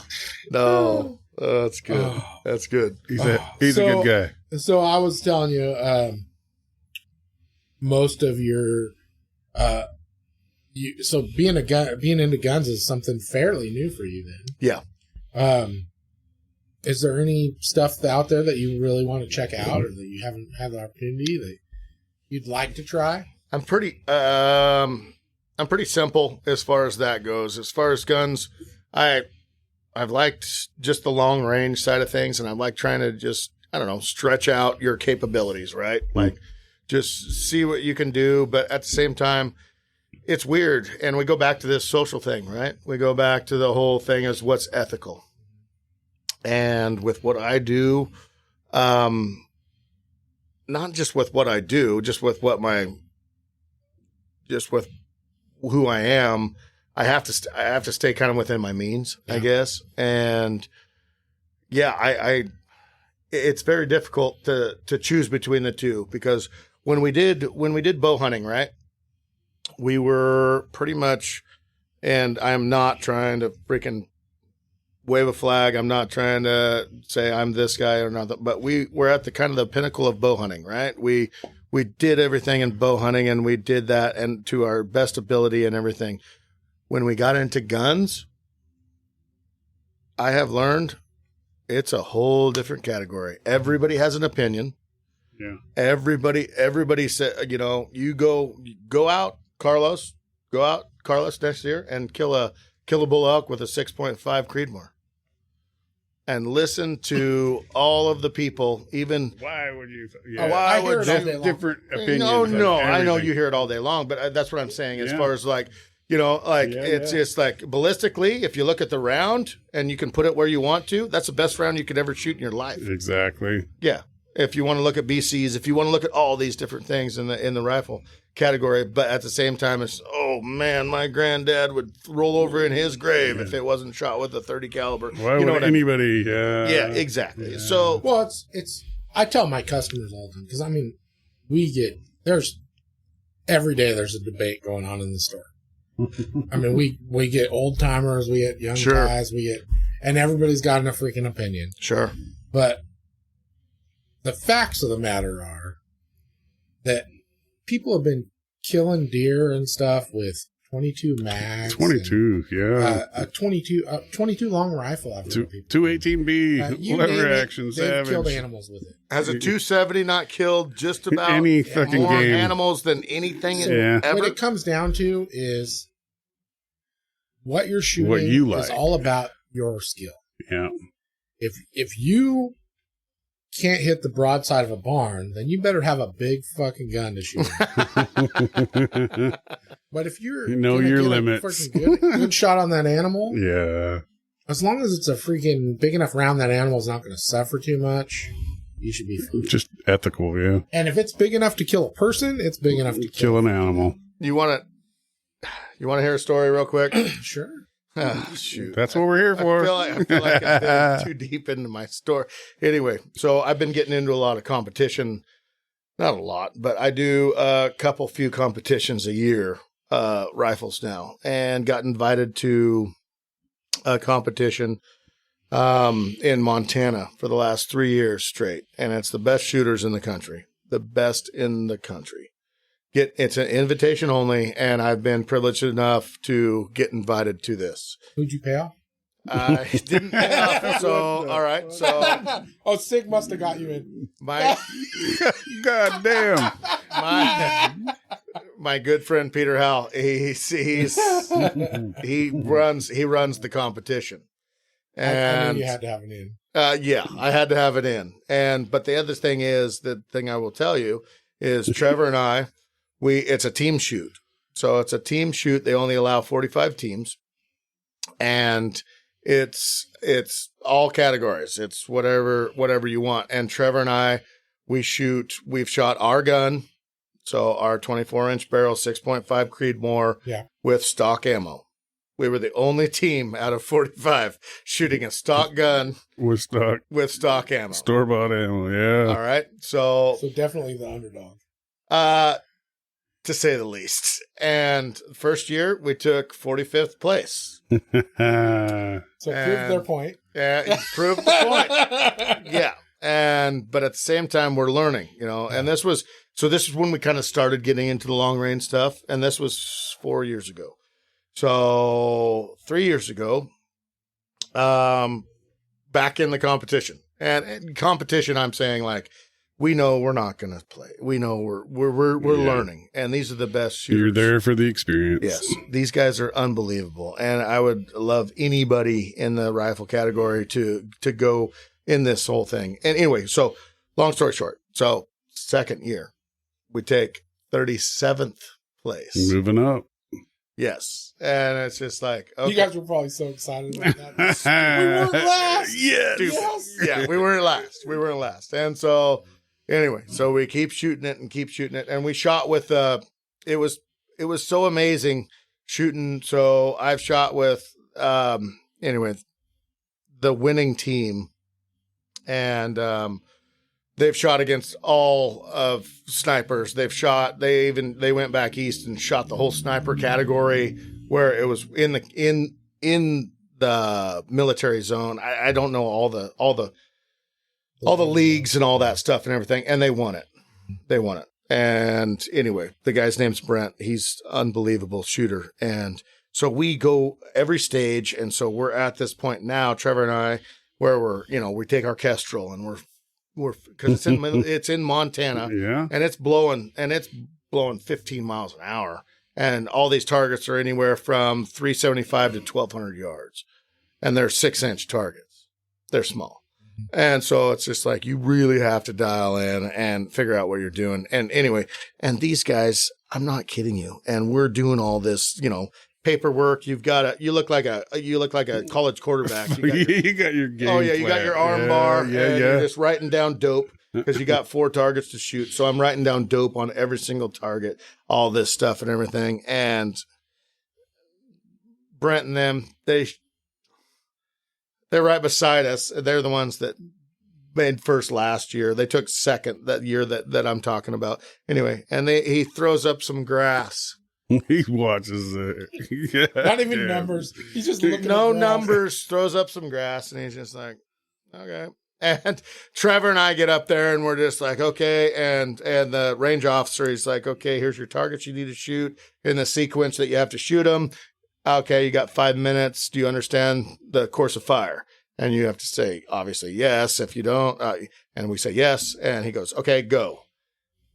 Time starts. And you got to shoot these targets in this amount of time on all these different stages. Anyway, and so we go through this and bing, bang, and Trevor and I are just arguing back and forth. I was low. No, I wasn't. Why are you, and everything. And these guys are going in and they're just like, ding, ding, bing, bing, bing.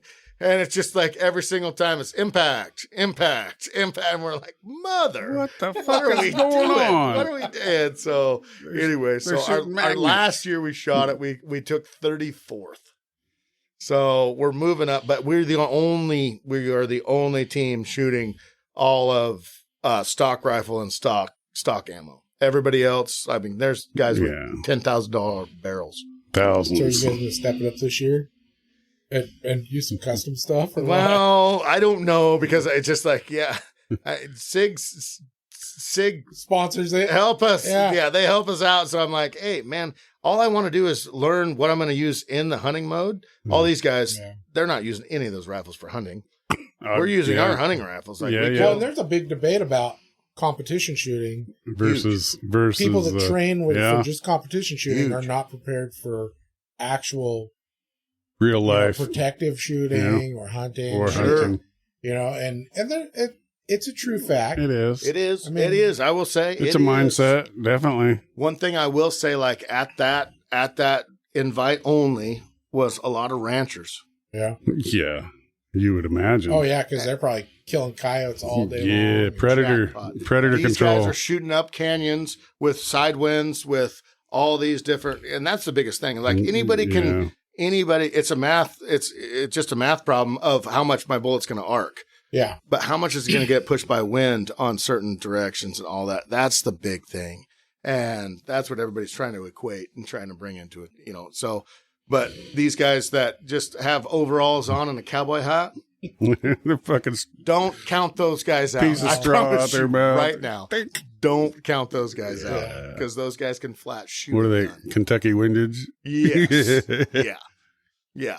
But like Brent and them, they're just testing wind. Yep. All right. And they just go for it. And I watch some stuff that I'm just like 875 yards at a 6-inch plate kidding on me. a 15-mile-an-hour crosswind with a 6.5. You tell me, like, you say, yeah, I'm good to go. Like, I'm sure a lot of people that come into your shop can say they would do that. But if you could really do that on the first shot impact, right? I'm impressed as hell.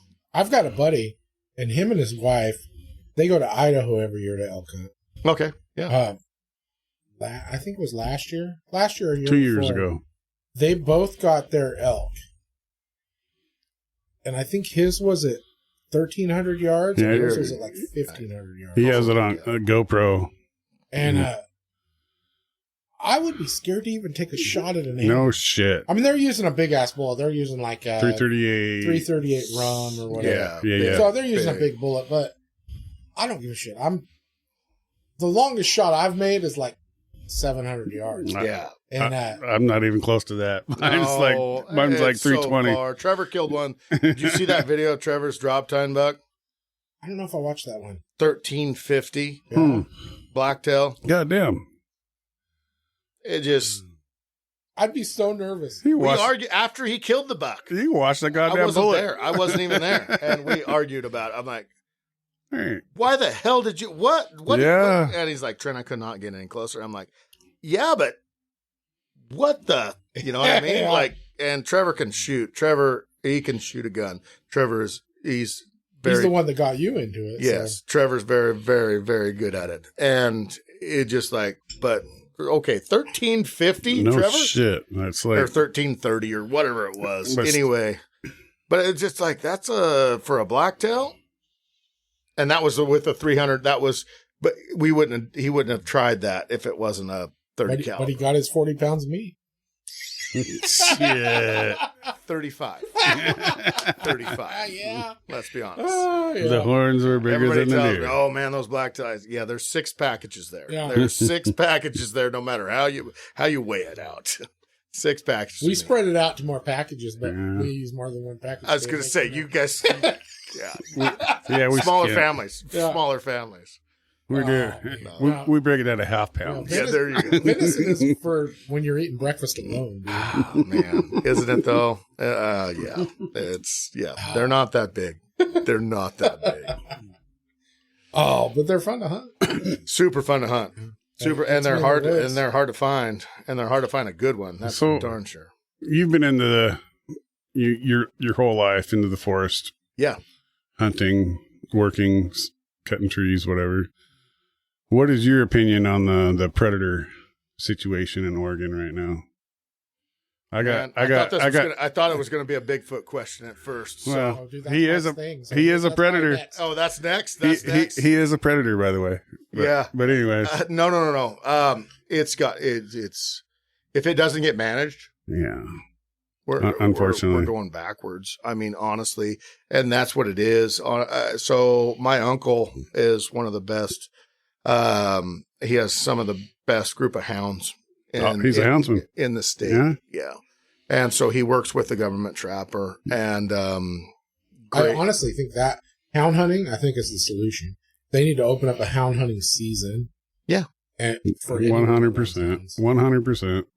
Regulate it. I mean, I would say regulate it. They can make money on it. And you know, here's the deal: get these people that want to buy a cougar, want to kill a cougar, whatever. Regulate it to where actually it makes money for the economy, makes money for the state. Yep. And there's just so many. It's just predation is unbelievable. Well, and the thing that we're The reason I'm the reason dealing I with- ask, Go ahead, not to cut you out, the reason I ask is because, where you grew up, obviously it's pretty local. Yeah.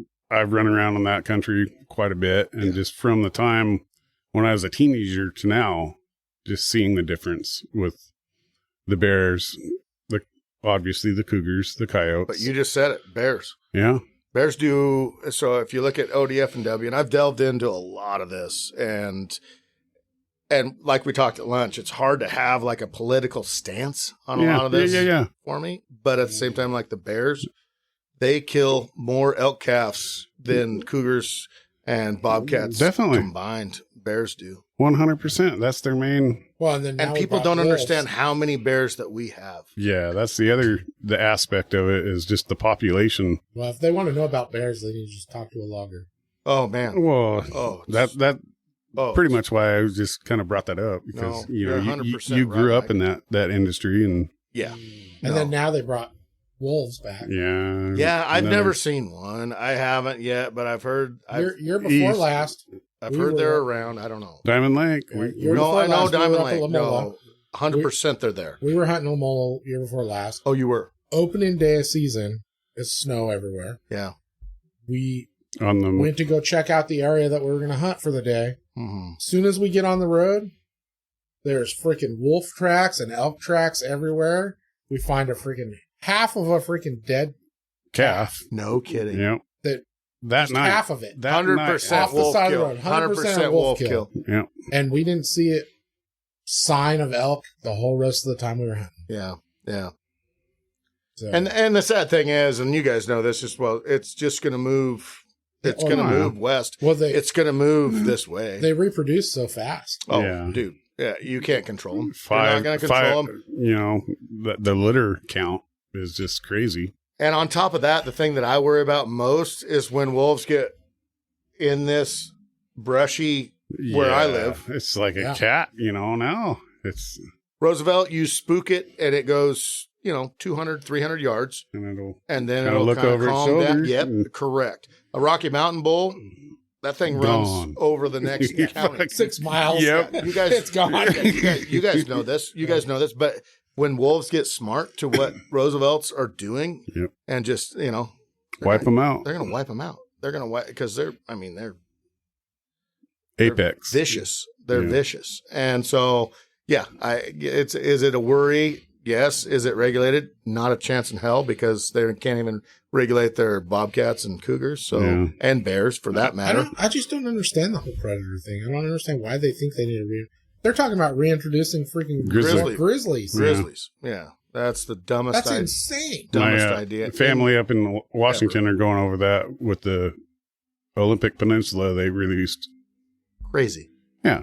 Well, the Olympic Peninsula is that's like Alaska. It is. Yeah. There's nothing there. But it's the same thing.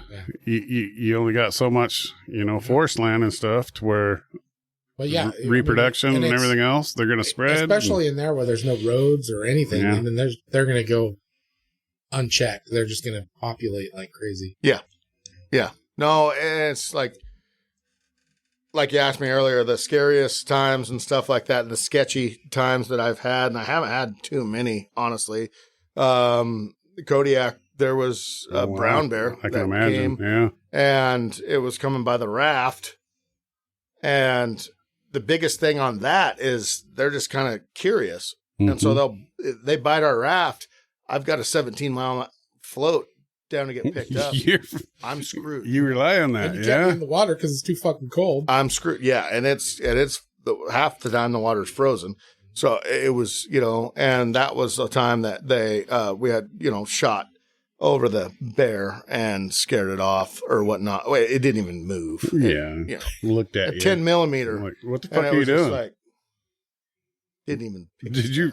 Did you really just shoot at me? It finally just turned around. Is all it did. It wasn't even like, oh my goodness, this could be a bad moment. It was just like, shit. And it just turns around. They just decided you weren't worth it. Yeah. And I was just like, okay, they're just, they rule that ground. They rule that ground. Yeah. And no, those are I guess could have been scary times. But I've never had a moment where it was just like, oh crap. All right. We have to. Yeah. What about on the flip side? What are some of the best moments you have? Best moments. That's a great. Best moments are with my kids, my dad. 100%. Yeah. I've had a couple hunts with my dad that have just been awesome, that he's killed giant bulls, and I've been able to be there and been able to either call him in for him. I've called in a couple for him, and he's killed them. My dad's an incredible shot. He's just, when he pulls back a bow, I have no doubt. He doesn't pull back till he knows he's got it. Where that arrow's going. Yep. Some of my other guys that I've been around, where the bow gets pulled back, holy cow. Actually, there's a couple of your videos that show that. Yeah, they do. Yeah, they do. Where the hell did that go? No, my father. And that was the exact words on one of them. He's like, I don't know where that arrow went. I have no idea. But my dad, when it gets pulled back, something's going to happen. And in fact, there's one video where you guys are going to the animal after, and you're like, hey, there's your fucking arrow. There's your arrow. Stuck in a tree. That may or may not have happened. Yeah. No, it's just, And then my kids. Yeah. And I think that's as I get older, and I think you guys have seen. Well, definitely. Videos, the ones with your kids. Yeah. Those are really good. I really like them. Yeah. No, the one with my daughter and then Wyatt. So this next year, what I'm doing is getting back into the backcountry. So that's why I've been working out. I hate it. Anyway, I'm headed back to probably Colorado to go in for probably 7 to 10 days at 5 to 8 miles back in, and go and take my son on his first backcountry hunt. Wow. So it's going to kind of take me back into where we started a little bit. of, going out of state and stuff like that and backcountry stuff. And so I told him he's been wanting to do that. And I said, all right. He seems pretty motivated. He does. As far as the hunts go. He's really into it. He is. He really is. And so I said, hey, here's the deal. I'm, almost 45 years old. You got to be able to keep up with me. And that's all you got to do. And I said, it's not a hard feat, but at the same time, I'm going to be working out. Yeah. And so it's made him start working out more and everything too. And so, and obviously it's just the turn of the year right now, but, it's, we're going to go back in a long ways. And it's, I told him, I said, it's the real deal, son. There's no getting out. There's no like, oh man, I want, there's none of that. Like you pack in everything and you eat everything that you're going to, eat. You sleep on what you brought in. I said, this is what you got to do and I'll teach you how to do it or whatever you want. And so it'll be fun it'll be fun for me a little bit other than the pain in the ass doing it. I look forward to seeing that. You're a real genuine person, even in the videos, dude. I appreciate that. Really do wear your heart on your shoulder. Oh, the minute, like you're pretty level, but the minute the shot happens and the kill happens, when it gets real, like you lose your emotional stability. Yeah. and I think it's awesome. Well, even on this podcast, I've almost cried 4 times on this damn podcast. And it's just me. It's just me. I love it. It's not like I think that's great. 100% genuine right there. Yeah. But I'm not trying to do anything extra. I'm passionate about what I do. Yeah. I am. I love it. I am. I think it's great. Yeah. I think we should definitely do some more stuff together, dude. We should hang out. I'm all in. When you find the time. Yeah, we find the time. And this is the time. Where I'm at, you fucking come by here and say, hey, let's go to lunch. I'll go. This is the time of year, honestly. So anytime, I would imagine. Yeah. Yeah. Anytime after July on to the end of the year, I'm out. But this is my time of year. So I'm headed up to Portland. It's show season. Yep, for the Portland show this next month. But other than, I've got a lot of things, obviously. But no, man, I would love to do something, whatever, if you can put it together, and then I'll promote whatever and throw it out there, ping on, what we want to do. Yeah. Well, Mike's work even reached out asking if I'd be willing to partner up with you and North River and do something together. I don't know what we do. I don't either. That's my whole thing is like off a boat. That'd be fun. Okay, let's off a boat. Right? We should pump some brakes, but let's do it. Let's do it. I heard the Crow Rapids are pretty rough. I've went through Crow numerous times. Let's do it. Yeah, numerous times. I've taken water on the boat. Yeah. So no, that'd be fun. I'd love it. No, this has been fun, man. I appreciate it. What last questions you got for me? Last? It's probably big. Started. It's Bigfoot crap, isn't it? Hey, let's do it. Mike's a Bigfoot guy. You brought it up. So stories.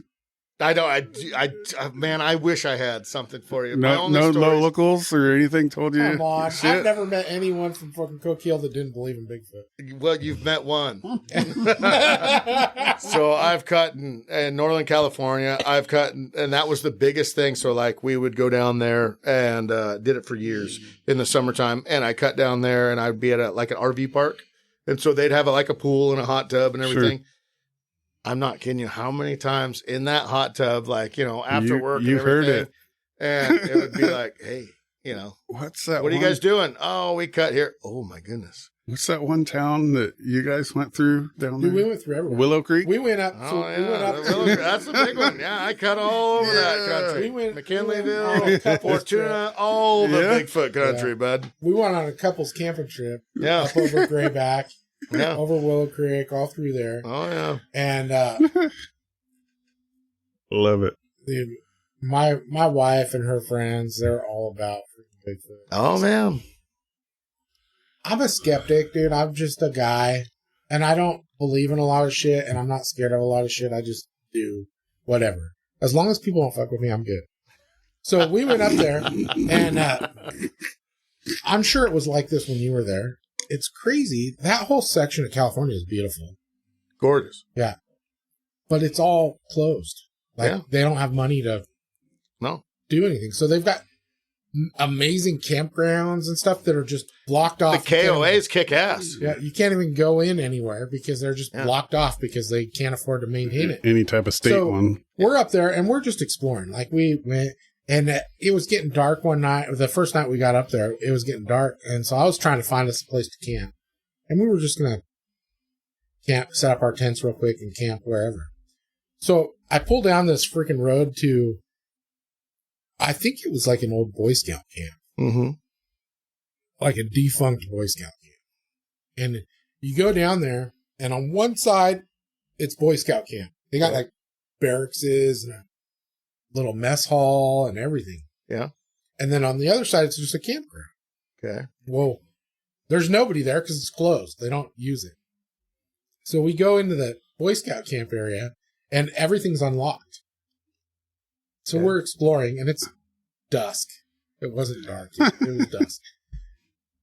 The first building we find, we go inside, and it's like, it looks kind of like a little barracks, but then off to one side, there's like a jail cell. You and got all the beds Friday the 13th. Like, all the beds are like toddler size.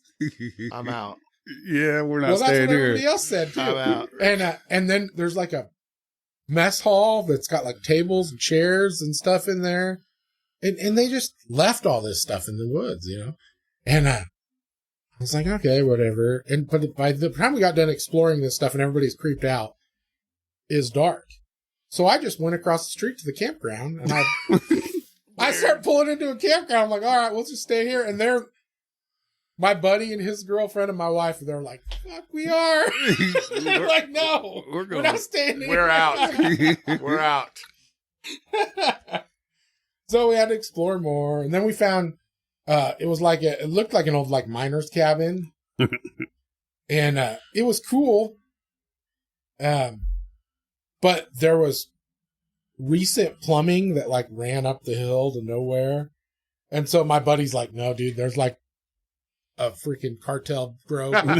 Yeah, which yeah, it could happen. Yeah, that's Northern California. More believable than Bigfoot. That definitely could happen. It was cool hanging out down there. I mean, it was interesting. It's definitely a beautiful spot of California that, I mean, it's sad that they don't use it for anything. Dude, but you're not joking.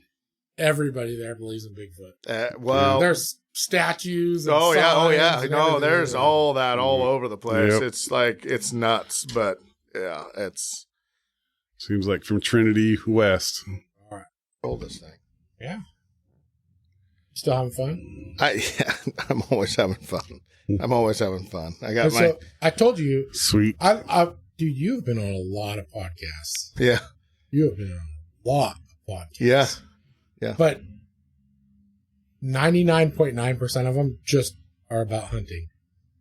Yeah. That's all they're about. Hunting. Yeah. No. And, so our podcast is just about whatever, dude. We just talk about whatever. Which I love. So, we've talked about life. We've talked about everything. It's different. We're getting into Bigfoot, aren't we? Yeah. Is that where we're headed? We might have passed he that. doesn't believe in Bigfoot, but he's the one that keeps ringing We it up. might Is that where we're headed? We'll circle back. We'll circle.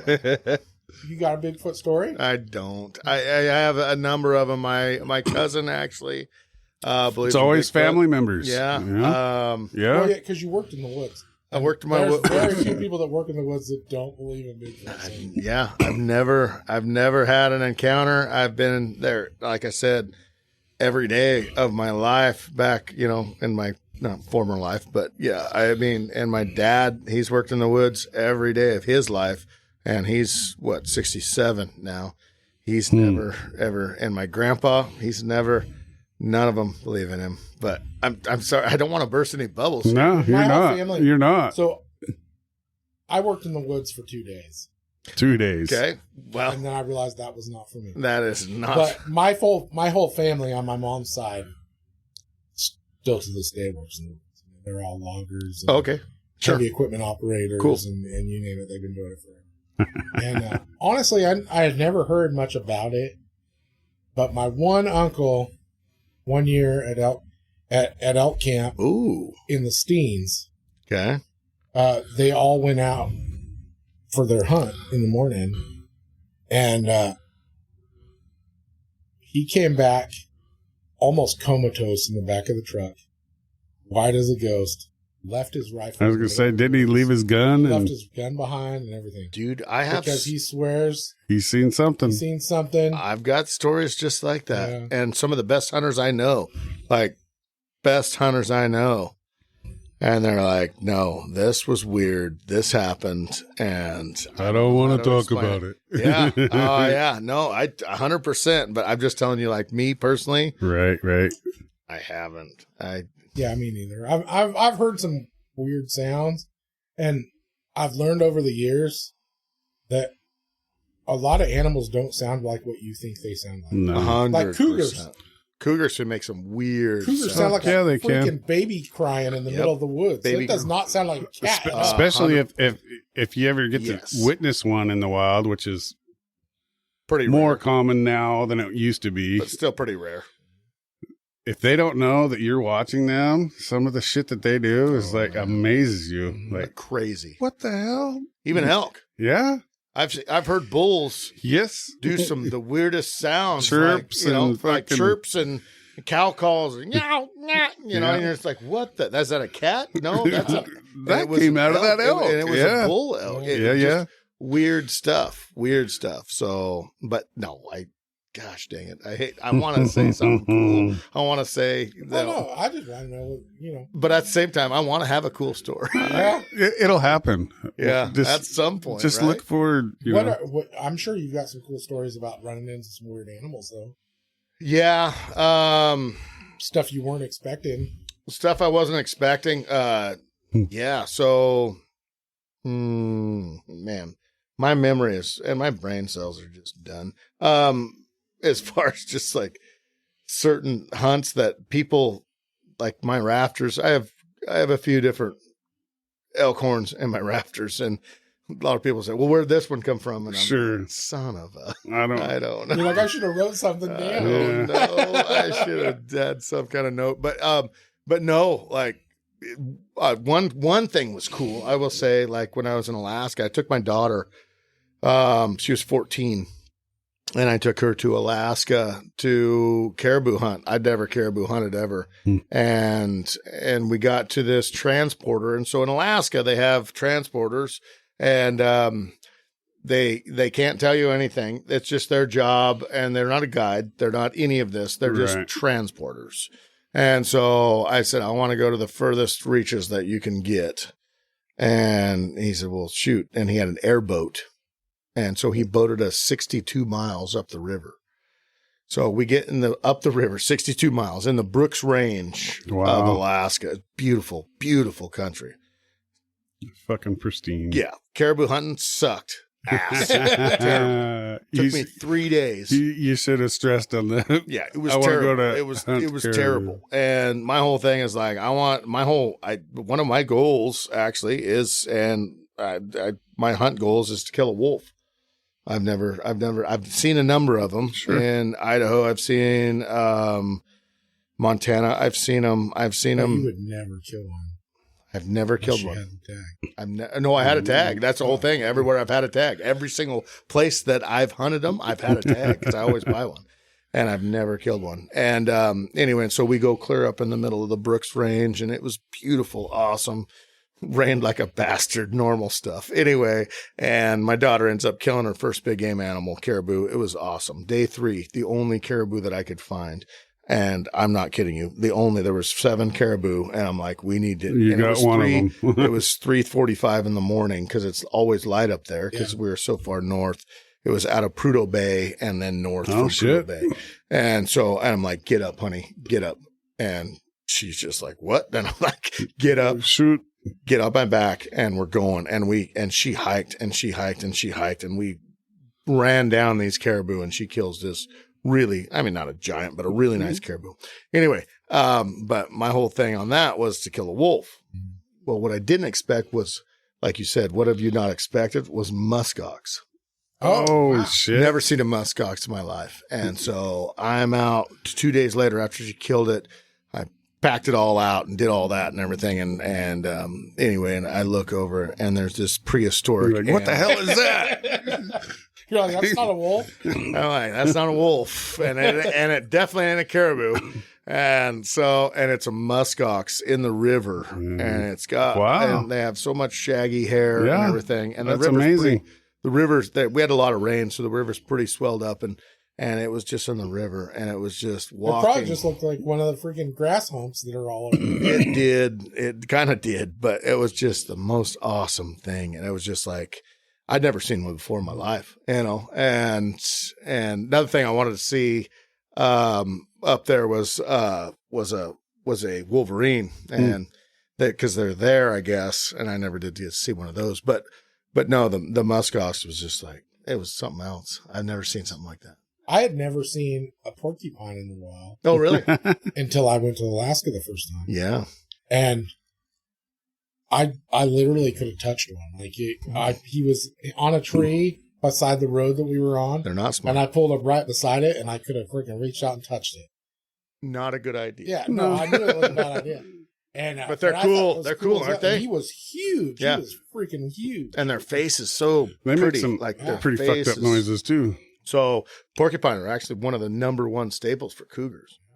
So every cougar. Well, they used to be prevalent here. Yeah. There used to be a bounty on them. I've seen one now here. Yeah, you don't see many of them anymore. Every cougar kill that I've ever been around, like someone that killed one, or anyway, ODF and W or something like that, it's all of them had quills, all of them in their paws. Every single one of them had quills in their paws. And that's one of their main. Yeah. Because it's easy to, because they're slow animal. Yeah, just roll them over on their back. Yeah, they're cool as hell, though. They're awesome. Yeah. They're awesome. No, that's freaking awesome. So, what, I'm sure you've had some moments that just took your breath away. Yeah, no, it's honestly the most emotional times that I've had has been with my kids. Yeah. It just, like when my daughter killed that bull, you guys said you watched it. It was seeing your kid accomplish something that is just seeing them accomplish something that is just like amazing. So it was Colorado, right? So Colorado's a 26-hour drive. And so you're taking your 15-year-old daughter and driving her clear down there. And then we get there and there's 3 feet of snow. It was the biggest snowstorm that Denver's ever seen. Fuck. And so I'm like, I can't. And I thought it was funny. She's just knitting or whatever. Oh yeah. And she's crocheting the whole time. Yeah. And she's crocheting the whole time. I'm just like, and as you, it's weird. Like, and she's just going through this. It's just like, well, Dad's, he's this proclaimed hunter. You know what I mean? Yeah. Like, he's going to show. Yeah, she had no doubt you were going to. Oh yeah, no, we're going to kill one and everything. And the whole time, Dad. Yeah, you're like, I'm just going, no.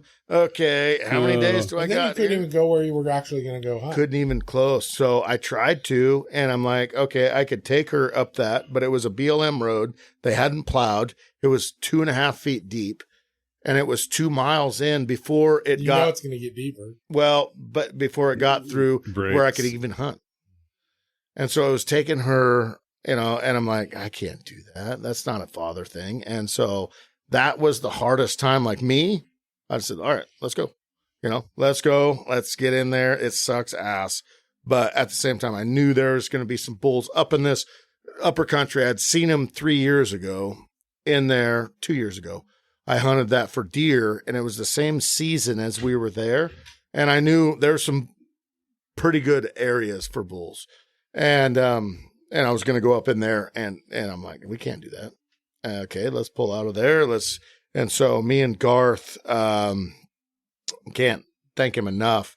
Anyway, he was just like, let's just get on Onyx. And all we did is all of our hunting, it was on a damn computer. And that's what I'm trying to get through to anybody listening to this. Guys, you can go find animals. You're just looking at the areas. I'm just looking at areas. I'm just looking at areas, and I'm looking at, okay, the snow went to this level. I know, and I was still in a foot of snow. Don't get me wrong, but a foot of snow I can deal with. That's different than 2 to 3. 2.5 feet. Yeah. Yeah, it's way different. And so I just like, I can deal with that. And then, all right, let's figure out this. And then I said, drop me off here. I'm going to run these ridges because I saw elk tracks coming across this old road, and I'm like, I know I can find them from here, and I know I can figure them out. And then they found that bull. But it was all of that comes into like a hunt. Like, so I'm going to Colorado, right? It takes in all these different senses. And this is what I'm trying to answer, I guess, your question, Carlos, as far as just like the coolest hunts are the ones that we go down. We're not sure what the hell's going to happen. There's a whole different thing. There's a whole bunch of things get thrown in our face, snow, weather, topography, elevation, all these things get thrown in our face. And then we have to pivot from where I'm normally going. I was going down there. I'm not kidding you. I knew exactly the ridge I was going to go down. I knew exactly where she was going to set up. I knew exactly how far across the canyon it was that she was going to shoot. I was so confident. I was just like, you jinxed it all. This is going to be awesome. And then we go down there and all these things happened before. And it's just like, okay, so I have to pivot, and I am right now changing my whole mind frame into where do I go now? How do I find this out? How do I find these elk? How do I get on this? All right, there's a bull. All right, how do I get her close enough in her effective range? I've taught her this much. She can shoot this far, and then making it happen. That's and then cool. when it all comes together and all, that's my like ultimate. That's Yeah. my ultimate. Cool That's as my hell. ultimate. Yeah, and I'm glad it worked out. That's awesome. Yeah. And it made for great content. I mean, it was great. Your daughter was like super stoked. She's like, I was shaking the whole time. Oh, It dude, was awesome. she was. But I've shot with her. She's shot hundreds and hundreds of rounds, and at anywhere from all ranges out to about 850. And so I knew 525. I knew that she could. And then when I told her, all right, there is the right to left, and I figured it at about a 5 mile an hour at a 525 shot, and it needs to hold about 2 inches off. And so all those things, and that 277 is a great round for speed, and it's still got, a really, really good knockdown power. And so anyway, I thought that was one thing I thought was cool because I've wondered about that round. yeah. And then I saw her smoke that out. Mm-hmm. And like I told you earlier, it was dead with that first shot. Yeah. I mean, you had her shoot 2 more times. Yeah. But I could tell by the way that elk was acting, it was done. Yeah. Which is freaking cool because I've heard controversy about whether that's a big game caliber, Yeah. So. Yeah. And at the same time, it's just like, shoot what you're comfortable with. Definitely. And shoot what you know how, and shoot to the range that you are comfortable with. And don't push it. Don't. And a lot of people are, well, I've seen this. It can do this on TV. I can see, but she shot, like I say, when you saw and that's another thing I will say to parents or anybody teaching anybody, have a sequence. And so it goes through your mind. So me and my daughter, we do a whole sequence of, all right, here's the target. Here's what you're shooting at. And she goes, okay, I'm on target. And then I have to tell her I'm on scope. And you heard that in the video. Like I have already told you, I said, I'm on scope, but I'm not going to tell you to send it until you need to send it. And so, and that's a lot of military stuff, as well. So it's what I learned. I went down to Camp Pendleton. That's a whole different story, but I got to shoot with the sniper, down in Camp Pendleton with the scout snipers down there. And it was interesting on their configuration of how they go through a shot sequence, which the guy that's spotting and the guy that's telling him dope and the guy that's doing all that, he is the guy that's honestly doing everything. Yeah, he's in charge. The other guy, all he's doing He's just Pulling the trigger. is pulling a trigger. Yeah, That's all he's doing. Sending the round. And so that's what I want to get my, daughter into, as far as just like, all you're doing is pulling a trigger. You've already learned all this stuff in your mind. You get that on target. You do all this, and all you're doing is pulling a trigger. And so when I said, okay, and the bull turned and he was at the right, and I said, okay, send it anytime. And so I let her have that frequency of like, okay, you can have these couple seconds, because usually with my guys, it's like when you say send it, it needs to be sent within the next couple seconds. It needs to be pretty fast. And so I give her the leeway of like, okay, send it until I tell you you can't. And so that's the way that was all. And so, Well, it seemed like in the video, like there was a little bit of time that passed there. So hour and a half. yeah, you guys were watching that bull for a long time. Long time. Yeah, long time. Well, it seemed like it took a long time for it to step out from behind those. Long time. And she didn't understand, and we don't understand because we lived here. You know, it was 10,300 feet. Her face got so sunburnt from the snow, all that stuff. Yeah. Oh, yeah. So the next day she looked, she's like a lobster. And it was just like, you know, but at the same time, all those things come into account. And it's just like, you know, when you get in that mode and it's just like, and then, you know, it all goes back to fundamentals. After the fact that you go into the dad mode. Yeah, then you go into dad mode. I'm so proud of you. Yeah. And I'm just like, oh, yeah. Then I'm bawling and doing all Hell yeah. Yeah. So I love it. How'd you end up shooting with the scout snipers in Pendleton? So I've had a few different Marines and Army guys call me. And anyway, it's been a huge blessing. But I went down to Camp Pendleton 1 year because they wanted me to hunt ducks. And I'm like, but I'll do anything for military. Sure. So, all right. So I went down there and I actually got to sit in the same blind as the Colonel General of the whole Marines. God damn. Yeah. And it was honor as hell. And he actually invited me over to his house that night and cooked me dinner that night. That's cool. Just fucking knowing people right there. It was one of the most amazing things. Training, obviously. Yeah. They took us out to the scout sniper thing, and it was interesting, I will say. And I don't know how else to explain it, but it was a bunch of kids. Yeah, they're young. Well, they're young, obviously, yeah. And it was a bunch of 18-year-old kids. Well, the weird thing was when we got down there, and it's San Diego, Camp Pendleton, and it had rained the night before, and it was raining when we got there, and I'm like, I've seen this stuff before, you know? And so we get out there. Well, those kids weren't used to it at all. And they hadn't brought anything for it. And they're people that were there, you know, whoever was commanding them and everything were just hard on them. Like, what, you cold? You cold? And all they're just shaking and everything. No. And you guys are just letting the rain run off. And I'm looking at the firing line, and I'm like, it's still 74 degrees. All right. It was 73. It was 73. And I'm like, Jesus. What the hell is going on? And they didn't plan for it. But they're kids. They're 18. Guys are out there in t-shirts and we are shorts. Yeah. But they're 18-year-old kids. Mm-hmm. And it was just like, and they're shooting these guns that were like shot up. I mean, thousands of rounds through the barrels. Very used. Very used. And they were shooting with these old AR stuff and everything. And so they gave us our own guns, their guns. And so anyway, so I got to actually sit on the firing line with these kids. Wow. And, you know, and we're 450, you know, or something like that. And I'm like, okay. And it's a silhouette they're on a barricade. It's the awesomest shooting line I've ever seen. It's huge. Like maybe 500 meter. Amazing. And there's big berms and they're holding up targets. Yep. You've seen manual. I was in the Army. Yeah. I actually was behind that berm holding those targets. Okay. So you know exactly what I'm saying. I'm like, this is the craziest shit I've ever seen in my life. And I'm just like, okay. And I had 3 guys with me and I'm like, all right, boys, headshots only. I said, we don't do body shots in our group, you know, because I mean, we're warm. It's 400 yards. We have the dope.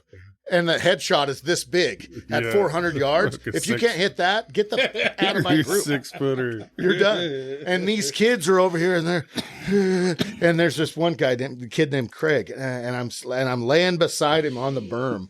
And because you crawl up to the berm and you make this whole thing. And I'm just like, Craig, here's the deal, bud.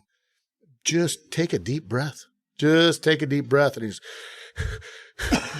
And he's breathing, and I'm just like, dude, I said, and because this was their final, like, if they were gonna get kicked out, go no go, yes, you know what I'm saying. And if they didn't make it, they're gonna get kicked out. And I'm like, dude, just take a deep breath. I said, just aim mid body. I said, just put it mid body. I said, even if that crosshair floats, I said, just put it mid body. And I said, just steady trigger, and let the shot break. And I'm like, And then I'm also looking around like, these are snipers. God damn, this is our military? This is our military. This is what we got going on? I'm My worried. goodness. Oh, And so God. all my guys, I said, headshots only. And they would come up. You know how it is. They come up and they would go down. And then they would put crosses. They would put red patch or black patches over where we hit. And then they would come up again. And then we'd shoot again. But anyway, long story short, That's there's, fucking sweet, dude. Sweet. everybody did great. Everybody did awesome. But so got to do that. And then it was like, I got to sit in the blind with the general of the Army. What an And experience. the one thing I that's will cool. say, and this probably goes nowhere but this podcast that's going to go out to thousands of people. But anyway, Colonel Jeffries he goes, there was ducks coming around because it's 75 degrees. Like it's not like duck hunting weather. It's weird. It's weird in California. Anyway, and they're doing the circle thing and everything. And I'm like, you want to kill them? Like, and he goes, Trent, let's let them land and we'll kill them all. Let's kill them all. And I said, Oh, Colonel, That's not how it usually works. I said, I don't know if we can film that. And he goes, who cares? We're doing it. Anyway, but he was so awesome. That's And sweet, man. Went to his house that night. His house has a handicap parking space in the driveway. Holy shit. Yeah, and Camp Pendleton. And anyway, the nicest guy, him and his wife. He's retired now, and we still stay in contact, which is really, really cool. That's awesome. But That's amazing, dude. but so the next year, I got invited back and to go kill the first deer on Camp Pendleton as a civilian, not as a service guy. And anyway, and got to go back and go do that, and that was pretty. So is that blacktail? Or They is say that they're mule deer, but they're about that tall. and I said, You're like, I'm pretty sure that's a goat. that's Right. not a mule deer. And they're like, no, they're a mule deer. I'm like, oh, I don't know, because it has less packages of meat than my blacktail here. Looks What's like a that dog with horns. area They're around small. They're small. They're small. California Coast 101 or Highway 1 or whatever around Hearst Castle and shit like that. They had the Thule elk. Yeah. That's another goal. Totally. I was like, holy shit. You know? Have you seen? Have you hunted? Have you? No. No? Just But you've seen them? yes. Okay. And I've never seen them. just seeing the difference, and it looked like, to me, would be like a Rocky Mountain elk from New Mexico or something like that on a Roosevelt body. Yeah. And it was just amazing to see that animal. Really? And Yeah. I've looked into it numerous times, and because that's the only one I haven't shot, and it's so much money. yeah. It's so much money. I just, yeah. Have you seen those? What do they call them? Like piebald deer in Powers? They're like solid white or solid black. Yeah, so what that was is out of the Powers Ranch, and I know a bunch of ranchers up there, and Ted McNeely and a bunch of different guys. I heard somebody brought them in years ago, and then they just They did, That's and they the got story I out. heard, Yeah, they did. They got out, and there's the fallow deer up there, and they have they have a you can pay honestly to go shoot those fallow deer on the Powers. Some of McNeely's ranch and all that stuff and everything. But I think they got out, and anyway, they're around there. First time I saw one, I was like, Do you think "There's an albino deer." do you think they crossbreed? I don't know if they do. I don't know if they cross. Not that I know of, but Right. Mike, I could be wrong on that. I don't know. But no, I have no idea. No clue. So, what are some of your bucket list things, dude? What are some of the things you want to do in the future? I get asked that all the time, and I don't know them. Yeah. There's got to be don't some know. animals that you really want to hunt. There's one thing. So there's an Asiatic elk. So these are over in right now. Like I would have to break down my bow, and there's no rifles. I Is don't that think like red deer? No, it's an Asiatic elk. They bugle. Where are they at? They're over in Tajikistan. Tajikistan. Where the fuck's that? a long ways away. Yeah. What continent's that on? It's over in Asia. So it's on the other side of the world, but The border, India, Asia. Correct. Yeah. But they bugle, they do everything. And they actually have pretty much the same horn configuration as our elk. And they do the same thing, but like getting over there and hunting them is a whole different deal. I imagine. Whole different deal. And I wouldn't mind going over there one of these days and trying to hunt those. I wouldn't mind that. I get it. I don't know. A lot of people talk about, like the red stag and a lot of that stuff. That'd be cool. New Zealand area. Yeah, that'd be cool. I've noticed the difference between bucket list hunts between rifle hunters and bow hunters is way different.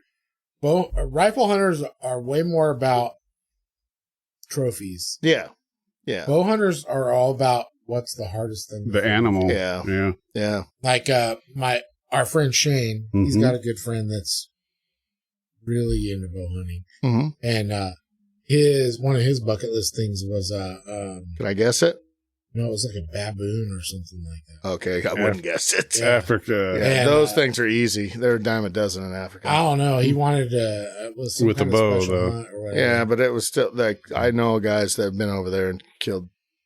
Yeah. I don't. So I mean, that's so anything. I will say, like I will make this very clear. Like anything Africa, like a zebra, giraffe, anything, I'm out. I don't. Most of them are just on a ranch. I don't like that. Correct, but I just don't need to kill one. I just don't feel like it's not in my bucket list to shoot anything like that. But I don't know, like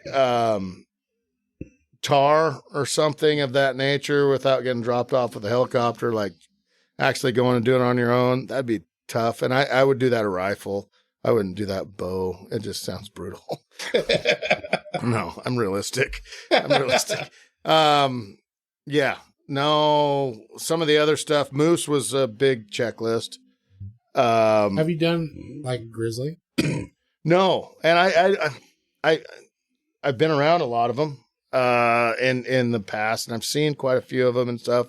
I just don't have that like passion to do that just because like I'm going to take the hide and yeah, it's the meat and I'd rather kill something and actually like You want to use all of it. I want to use all of it. I don't want to kill it just to shoot an animal and That's say awesome. this is how big it is. So, but that's just me. I don't definitely. Yeah, and I don't like discount anybody for doing anything less or nothing. But no, what's yours?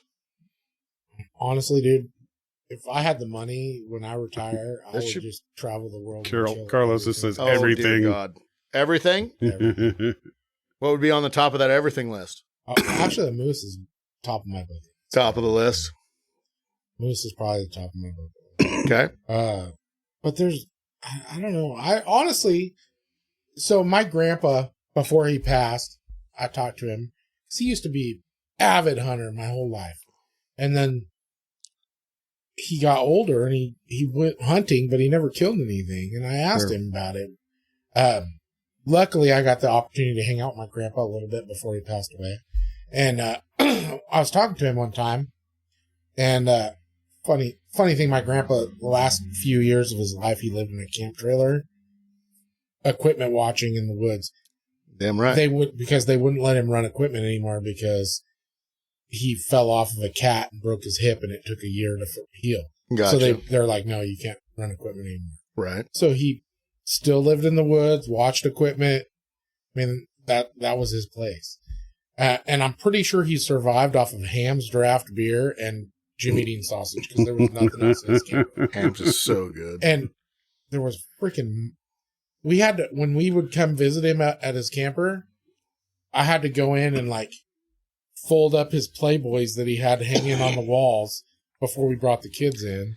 Ham's, Playboy, and Jimmy D. Yeah. There you go. Jackpot. And he had What mice. more? What more can you want? He had mice. And I said, Grandpa, dude, Hey, let's put some mice traps out. He goes, they're called no, I friends. catch them every once in a while. I'll put them outside. And I go, they just come right back in. And he's like, it's all right. They're I'll friends. just catch them and put them back out again. Oh, But anyways, So I got to hang out with him some, and I asked him, I said, well, why do you go hunting and not kill anything? And he goes, he said, honestly, he goes, I get them in my sights.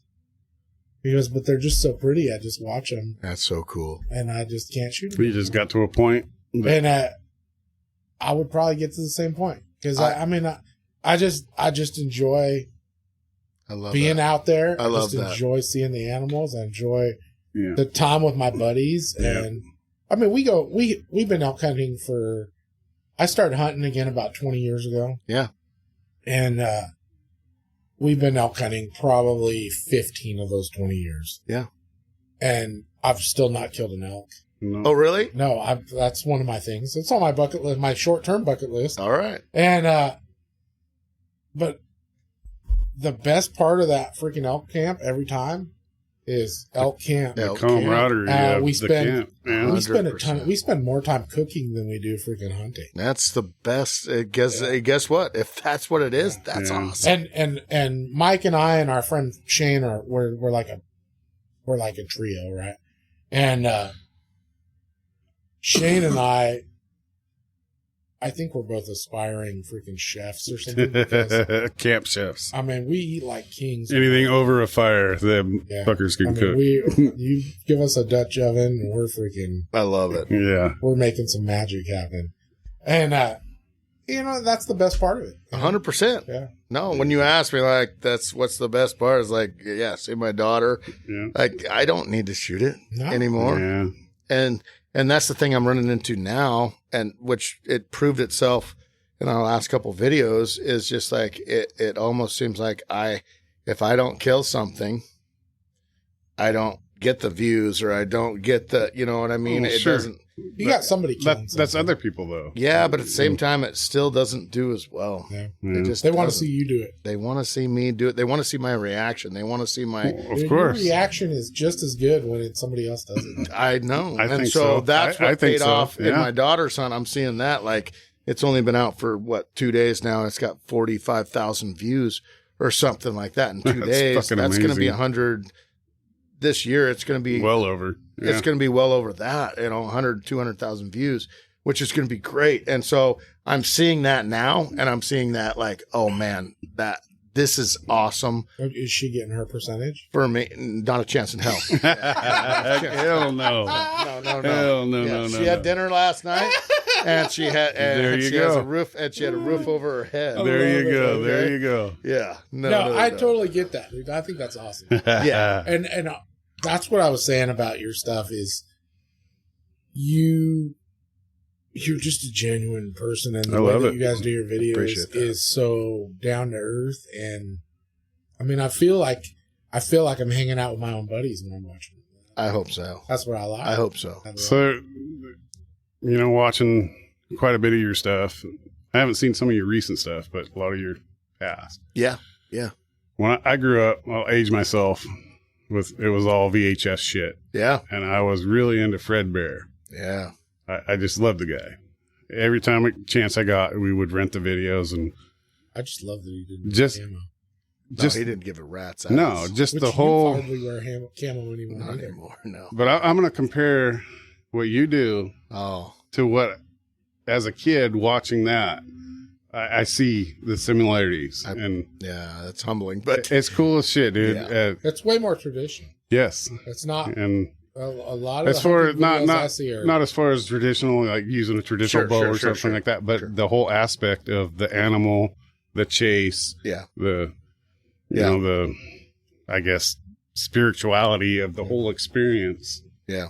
It's cool as hell to watch. Yeah. No, I like I it. agree. And I'm not a religious guy, No, Sure. but I like the fact that you leave that part of it in there. that's to the because that's viewer. important to you. I leave it. Yeah. It's important to me, and I leave it to the viewer. So, and it's weird. Like I've been asked by a ton of churches, will you go do a sermon or will you speak? Oh, and I'm yeah, like, I can that's imagine.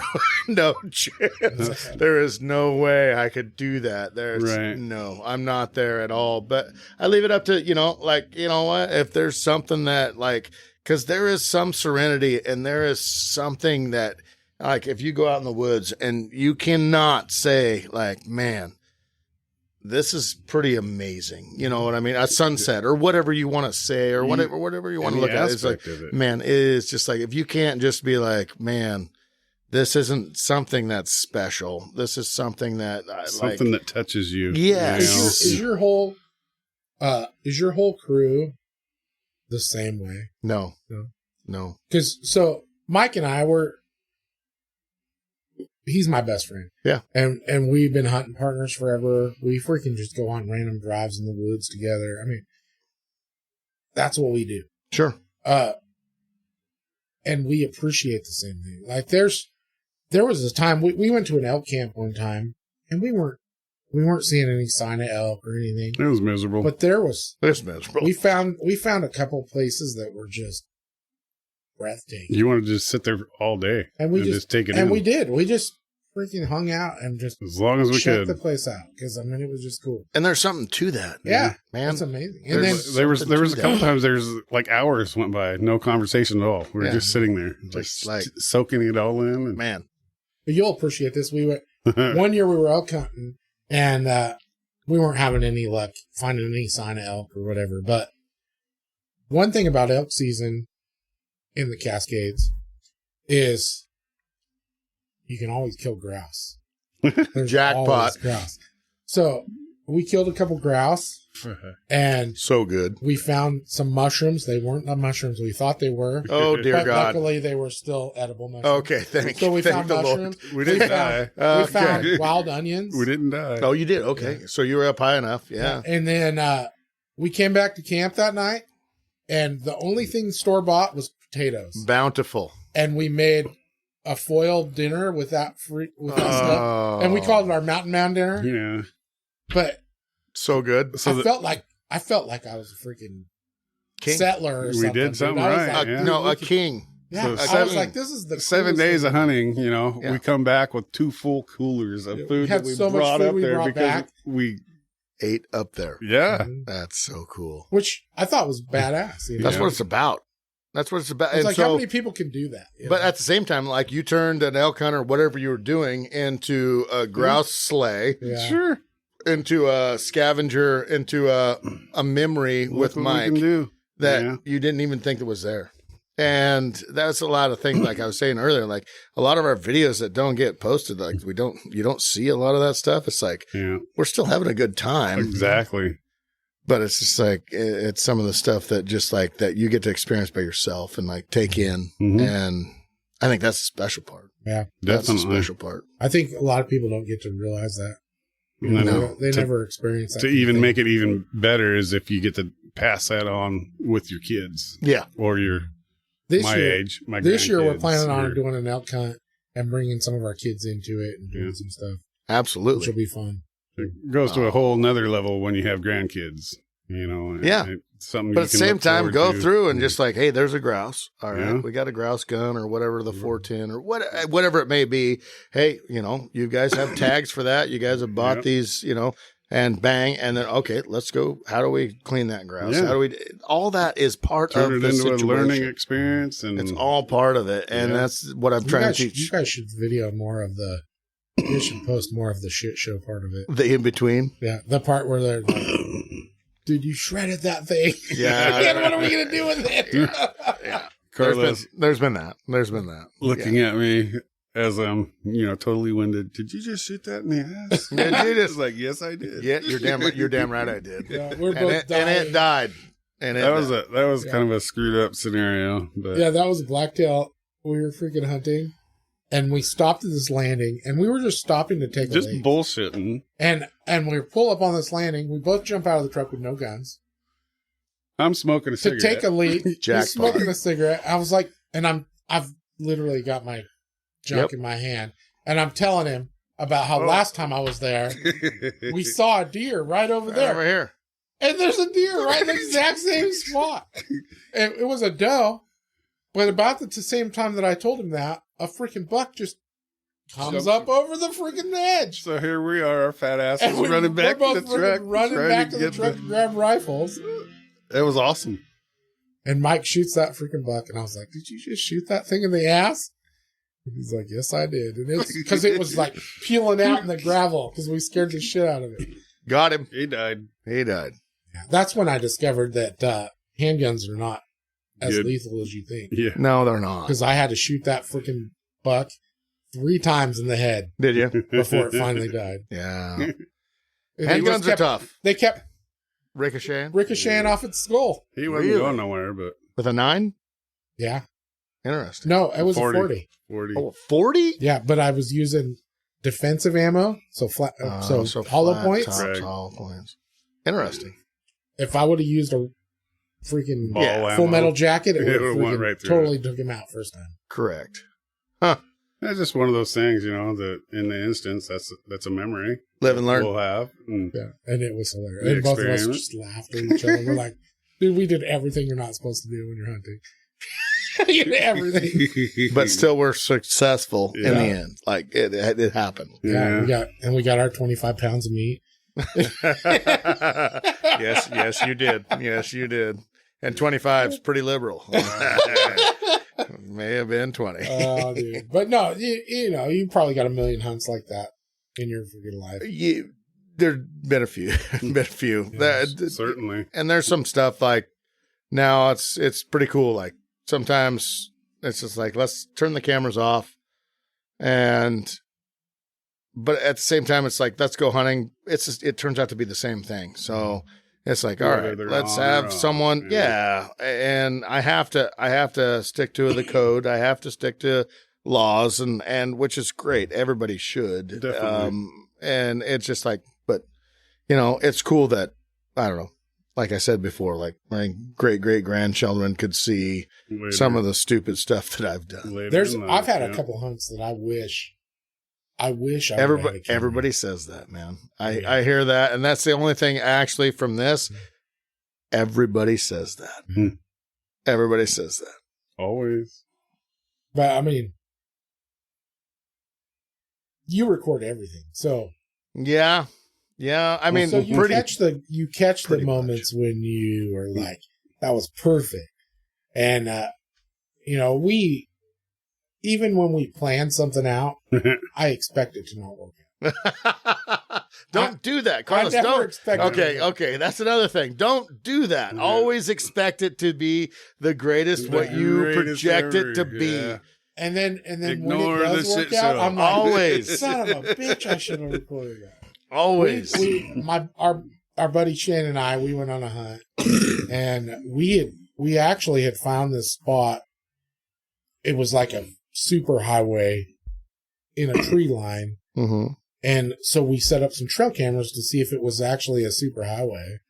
And literally, we Every recorded fucking for animal 3 you can days, think and of in every the animal you Northwest. could think of went on that freaking trail Elk, in 3 cougars, days at exact bear, times fox, every day. Deer. And I was like, okay, that's where we're freaking hunting. Yeah. And so we set up, and it's the only hunt I've ever done that worked out exactly. the way you mean, planned it out. I could have. I mean, it was within 5 minutes of when I knew that freaking buck was going to come out. Really? And I had time. That buck came out and hung out right where it hung out every fucking day at that spot.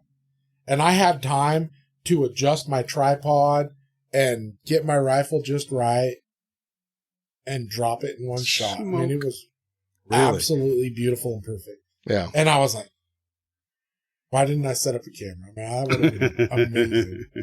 Also, that same spot, we were hoping to pull in like a cougar or a bear or something. Yeah. So we, my buddy Shane, he created this, I don't know, he used a 5-gallon bucket and made this giant Molasses freaking- lick. Oh, Molasses yeah. lick. A mixture. Yeah, and he put it on this freaking top of this stump. Yes. This fox came out, and I had so many pictures of this fox from my trail camera. cam that my Google Pictures, you know how it does those videos of, it'll like take all your pictures and put it together to make a video. It looked like this fucking fox was just dancing on this Dancing on the freaking stump. I mean, it was amazing, dude. It really looked like it was dancing on the stump. That's what's cool about like trail cams, man. It was cool as hell. But yeah, I mean, it was really, that's the only time I've ever done that where I've gotten everything just perfect. Yeah. And got the timing just right. And I thought it was a professional after that, and it was going to happen that way every time. But I've never been able to replicate it. So it is what it is. We're starting to use trail cams now, and like those cell cams and stuff like that, just for activity and see everything's going on. And yeah, it's crazy. Well, the animals are smarter, and there's less of them. So. Well, they know when opening day is too. Oh, for sure. Well, yeah, the pressure. Instant. No, even with out there where you're at, they know exactly where the freaking property lines are. They do know that. Because I can find an elk anytime I want. They know that. But if it's during elk season, they're on private property. 100%. And it's like, ugh. So I'm lucky. I'm Cow Creek, so I've got the tribal thing going on now. So I've got from October till the end of the year to shoot. So dear God. If you don't kill an September. elk. I know. September. I told him that. If you don't kill an elk. That same thought that you're saying. I need to hang out with you I have told him. I don't know anything on that side of the.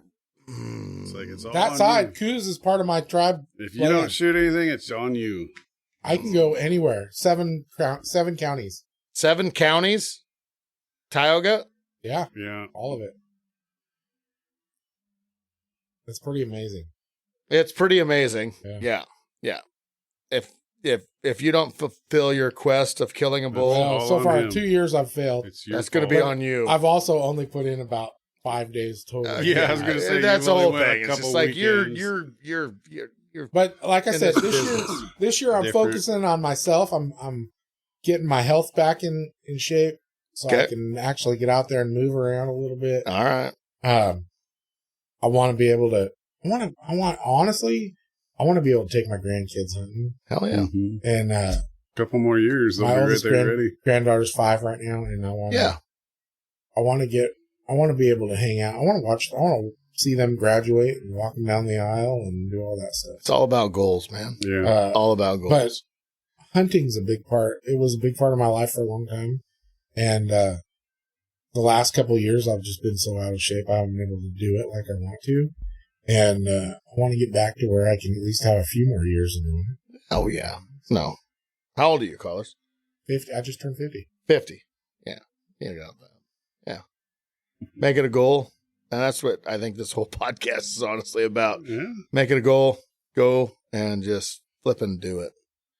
Yeah. 100%. Just do it. Just do it.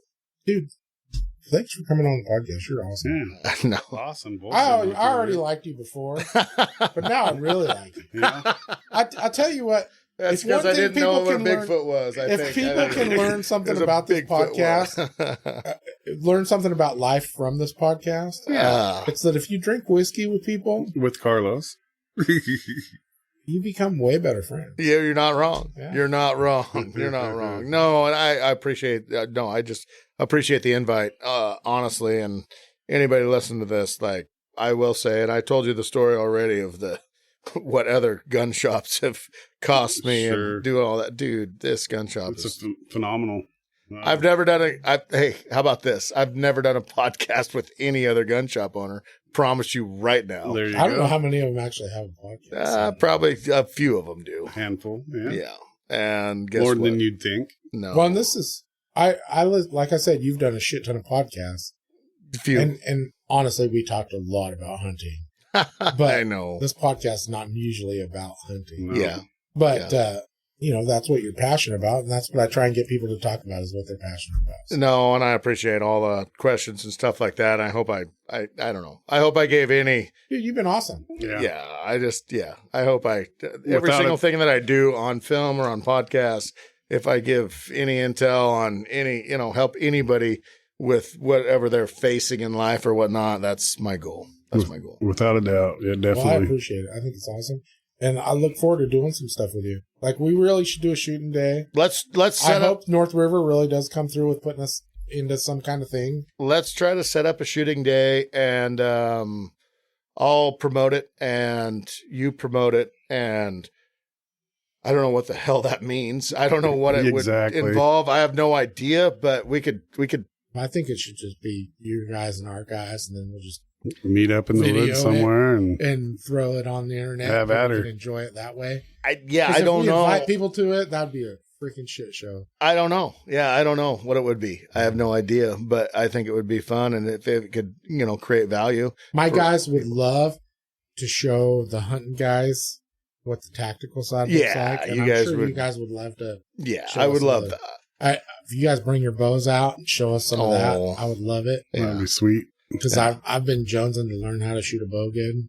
Yeah, I've only shot a bow a couple times, and I don't know anything about it. yeah. No, there's just it's the same as tactical. I mean, honestly, it's the same as shooting. It's like there's a lot to it, and it's all the same fundamentals. You get I've your got a couple fundamentals buddies down. all that the are same hardcore shit. into bows. It's all the same stuff, and it's just like I mean, it might look romantic and everything as you're doing it and everything, but it's still you have to do all those. It's just the sequence of doing it. I think I could get into the whole practicing every day thing though. Really? I think that would be cool. Nothing wrong with that. It's exercise for sure. 100%. Easy to pull. And for me, it's meditation, man. It's like it gets my head off of business, and I know how your business is as well. And it's just like what it does for me is just like I get out there and I get with my arrows, I get with that dot, and I'm just concentrating on where I need to put that arrow, and everything else all I think it would be awesome. All disappears. So I love it. So we need to hang out more. Thanks, brother. I appreciate it. So you got anything, Mike? No, this is a fucking pretty badass day. I'm liking it. We got a tough job, dude. I know. Yeah, your guys' life. job ain't You easy. do. It ain't easy. I'm just following you, Carlos. Yeah. I love it. So I appreciate you coming on the podcast, dude. I've been asking you for a little bit, but I really didn't push till recently. So No, shit. and you were easy to get on here. Yeah. I think because I picked the right time of year. That is the main thing. But at the same time, it's been a pleasure, and just meeting you guys, and oh man, it's been an awesome day. It's been an awesome day. Yes. I appreciate it. Yeah. Right. Well, I look forward to doing some more stuff with you. And let's set it up. Yeah, absolutely. Let's set it up. And if you want to come taste some spicy chili, I'll be at the Dear night. Dear night. I don't know. I tasted just the pork. You were freaking whining about that ketchup. I know, and I'm a big ketchup. Tapatio. I mean, I thought I rolled pretty hard, but not even close. God, oh, boy. I know for a fact you don't roll hard. I do not. Oh, my roll hard. goodness. I do not roll hard. You're like white boy hard. It is White boy. what it is, and I don't even know what that means. It's just a term. I mean, we could probably all get canceled for this. Just go ahead on it. Just a Mike and I phrase. try and get canceled. You should listen to some of our past episodes. Yeah. Anyways, I appreciate you being on the show. I love it. And I hope everyone enjoys listening to it. And everyone else,